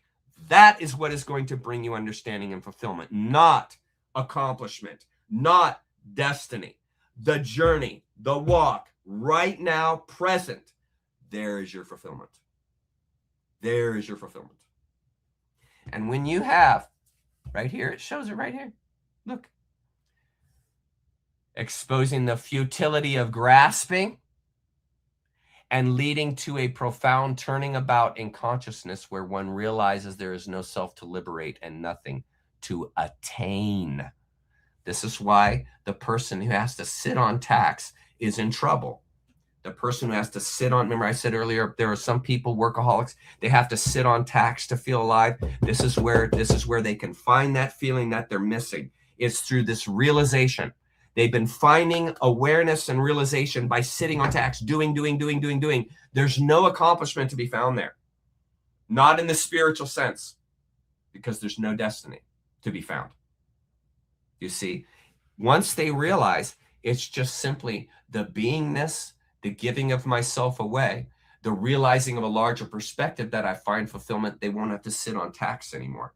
They won't have to do to feel fulfilled. They will feel fulfilled because they have filled their mind with wisdom and they have emptied their mind of nonsense. You see, in other words, attachments, grabbing, holding, material world. That's why they feel they have to do. They're obsessed with the material world. It's the person that releases from the material world and simply appreciates it that finds the fulfillment that they were seeking. It's through release. It's through release, through non-attachment. And so this Mahayana Buddhism, this chapter 3, is what's going to help show us this. It's going to show us that the tathata, the suchness, not that, the tathata, suchness is the direct non-conceptual perception of the world as it is. No thought, just wonder. Okay, good deal. Good deal. Let's go to comments and see if you guys got any questions to finish out for the night. I hope you guys liked tonight. I hope it went well. Let's go to the bottom. I'm going to go straight to bottom. I'm going to go straight to the bottom. If you typed a question already, type it again or copy and paste it. I'm at the bottom. I just read High Verbal's note. Cows are almost cooing. Turtle doves are mooing. What is happening? I just picked a random comment and look what I found, which is why a poo is booing in the sun, the house at Poonell Corners, Jefferson Airplane. Brilliant. I'm glad I picked that comment. Very good, High Verbal. Thank you for that. I'm glad you liked it. I'm glad you liked tonight. Good. You know, my wife always asks me when I come downstairs or when I go upstairs, I'm in the basement. When I go upstairs to see her after I do my evening, I always ask her, how did it go? Because I have no barometer. My barometer, while I do this, doesn't exist. I have no idea how I did. Honestly, I have no idea because it's just coming out. I don't have any plan. It just comes out. And so I never know how I do. And so when I listen back, I then can know if it was any good. So I'm glad you guys thought it good. It gives me hope. Yes, time flies when you're having fun, doesn't it? Oh, I'm so glad to hear that, Ben. I'm so glad to hear that, buddy. That's what I want to do, man. That's the juice for me, is absolutely encouraging people into conundrums. I love doing that. I love doing that. Yeah, love it. Thank you so much. Thank you, Lighthouse. You're welcome. I love it, man. This is fantastic. It's such a rush. I can't even tell you guys. It's such a rush. Thank you so much. Awesome. Awesome. Yeah, Australia. Love you guys. I'm going to see you Australians one of these days, man. I'm going to get out there. I'm going to walk on an Australian beach, man. I've seen y'all's beaches. They're so beautiful. They are so beautiful. I would love to see a beach in Australia, man. That would just be incredible. Oh, my God. My inner spirit recognizes and validates your inner spirit, Chuck, and Chuck's chat. Thank you so much, Clueless. This is a rush, guys. You guys make me feel love. I feel a tremendous amount of love right now. Thank you. Thank you so much. You're welcome, Ben. Thank you. The Chuck rush. Right on, dude. I want to be a rush to you, Shan. I love you, buddy. I hope your headaches are better this week, man. I hope you're not suffering. Thank you, Lancelot. I'm not perfect, but trying. Thank you so much. Thank you so much. Love you guys. I've got an outro for you guys. I'm going to play that incredible music that I played to start the night. I think a lot of you might have missed it, so I'm going to play that for you guys to say goodnight. I just want to see a few more comments. Good. I'm so glad. Watch it back when you don't have distractions.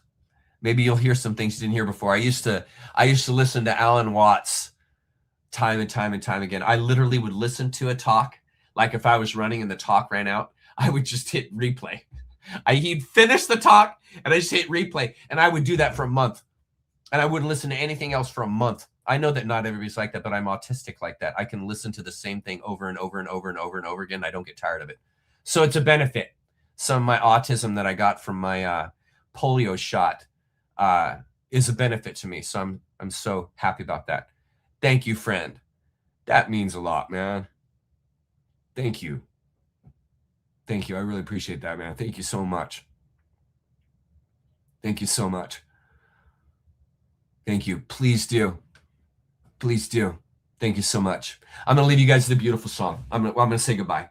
Love you guys so much. Thank you for being here tonight. Next week, we'll continue. I still am selling swag. I'm selling my embroidery stuff, but I'm on the ass. Just email me if you want to get it. What I'm probably going to do is buy a number of t-shirts and just sell them out of my house. And then whoever can get them gets them. But yeah, it's just become a big mess. And I'll be honest with you guys. I did not get into this to sell swag. I did not get into this to make money. I got into this to help people. That's why I'm here. I know most people that are on YouTube are there to make money and to, gather members, all that kind of stuff. That was never my motivation. I'm here to share and love you guys. And so it's hard for me to get the swag thing going because that's a money thing. And I'm not motivated by money. I'm motivated by love and compassion. And so it's hard for me to get going on the swag thing because that's not why I'm in this. I'm in this for teaching and for sharing with you guys.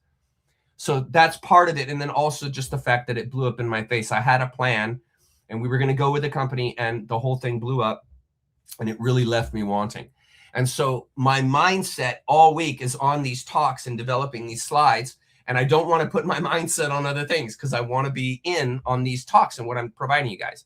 And so that has caused a hold up with the swag because it's me. I'm holding it up because it's not a priority. But I do need to do it because I do have to make this work for me financially, and I have to, make this work somehow. So I do have to be part of the swag, and so that's why it's continuing on because it's the only way I can generate a way to keep this sustained. So anyway, I'll have more for you next week, and I will figure something out. But for now, if you are interested, I do have beautiful embroidery work. It is absolutely gorgeous. It's all hand done, and it's a quarter zip. It says Nature Creature on the front. Here, I'll zip it up so you can see it. It says Nature Creature on the front. It's all hand done. And then this is the back. It's really beautiful. And then it says on the bottom, it says this. It says this on the bottom. And so these are the t-shirts I'm going to have made. And I'll get it done. But it's just I'm liking too much doing this. So I have to build the momentum to do it. So I'll say goodbye. Here's the music for you guys. I love you guys so much. I love you guys so much. Yes, please buy my swag for sure. But I'll have more later on that. But for now, let's get to the outro. I love you guys. I'll see you next week. Love you guys.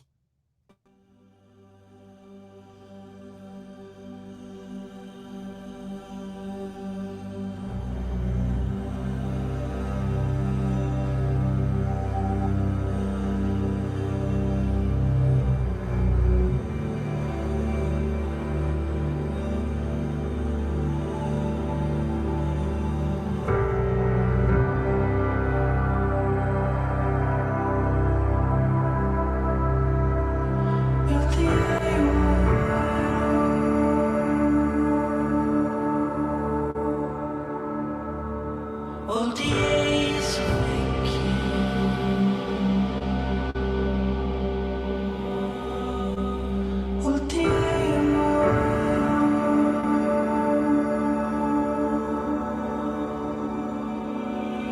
the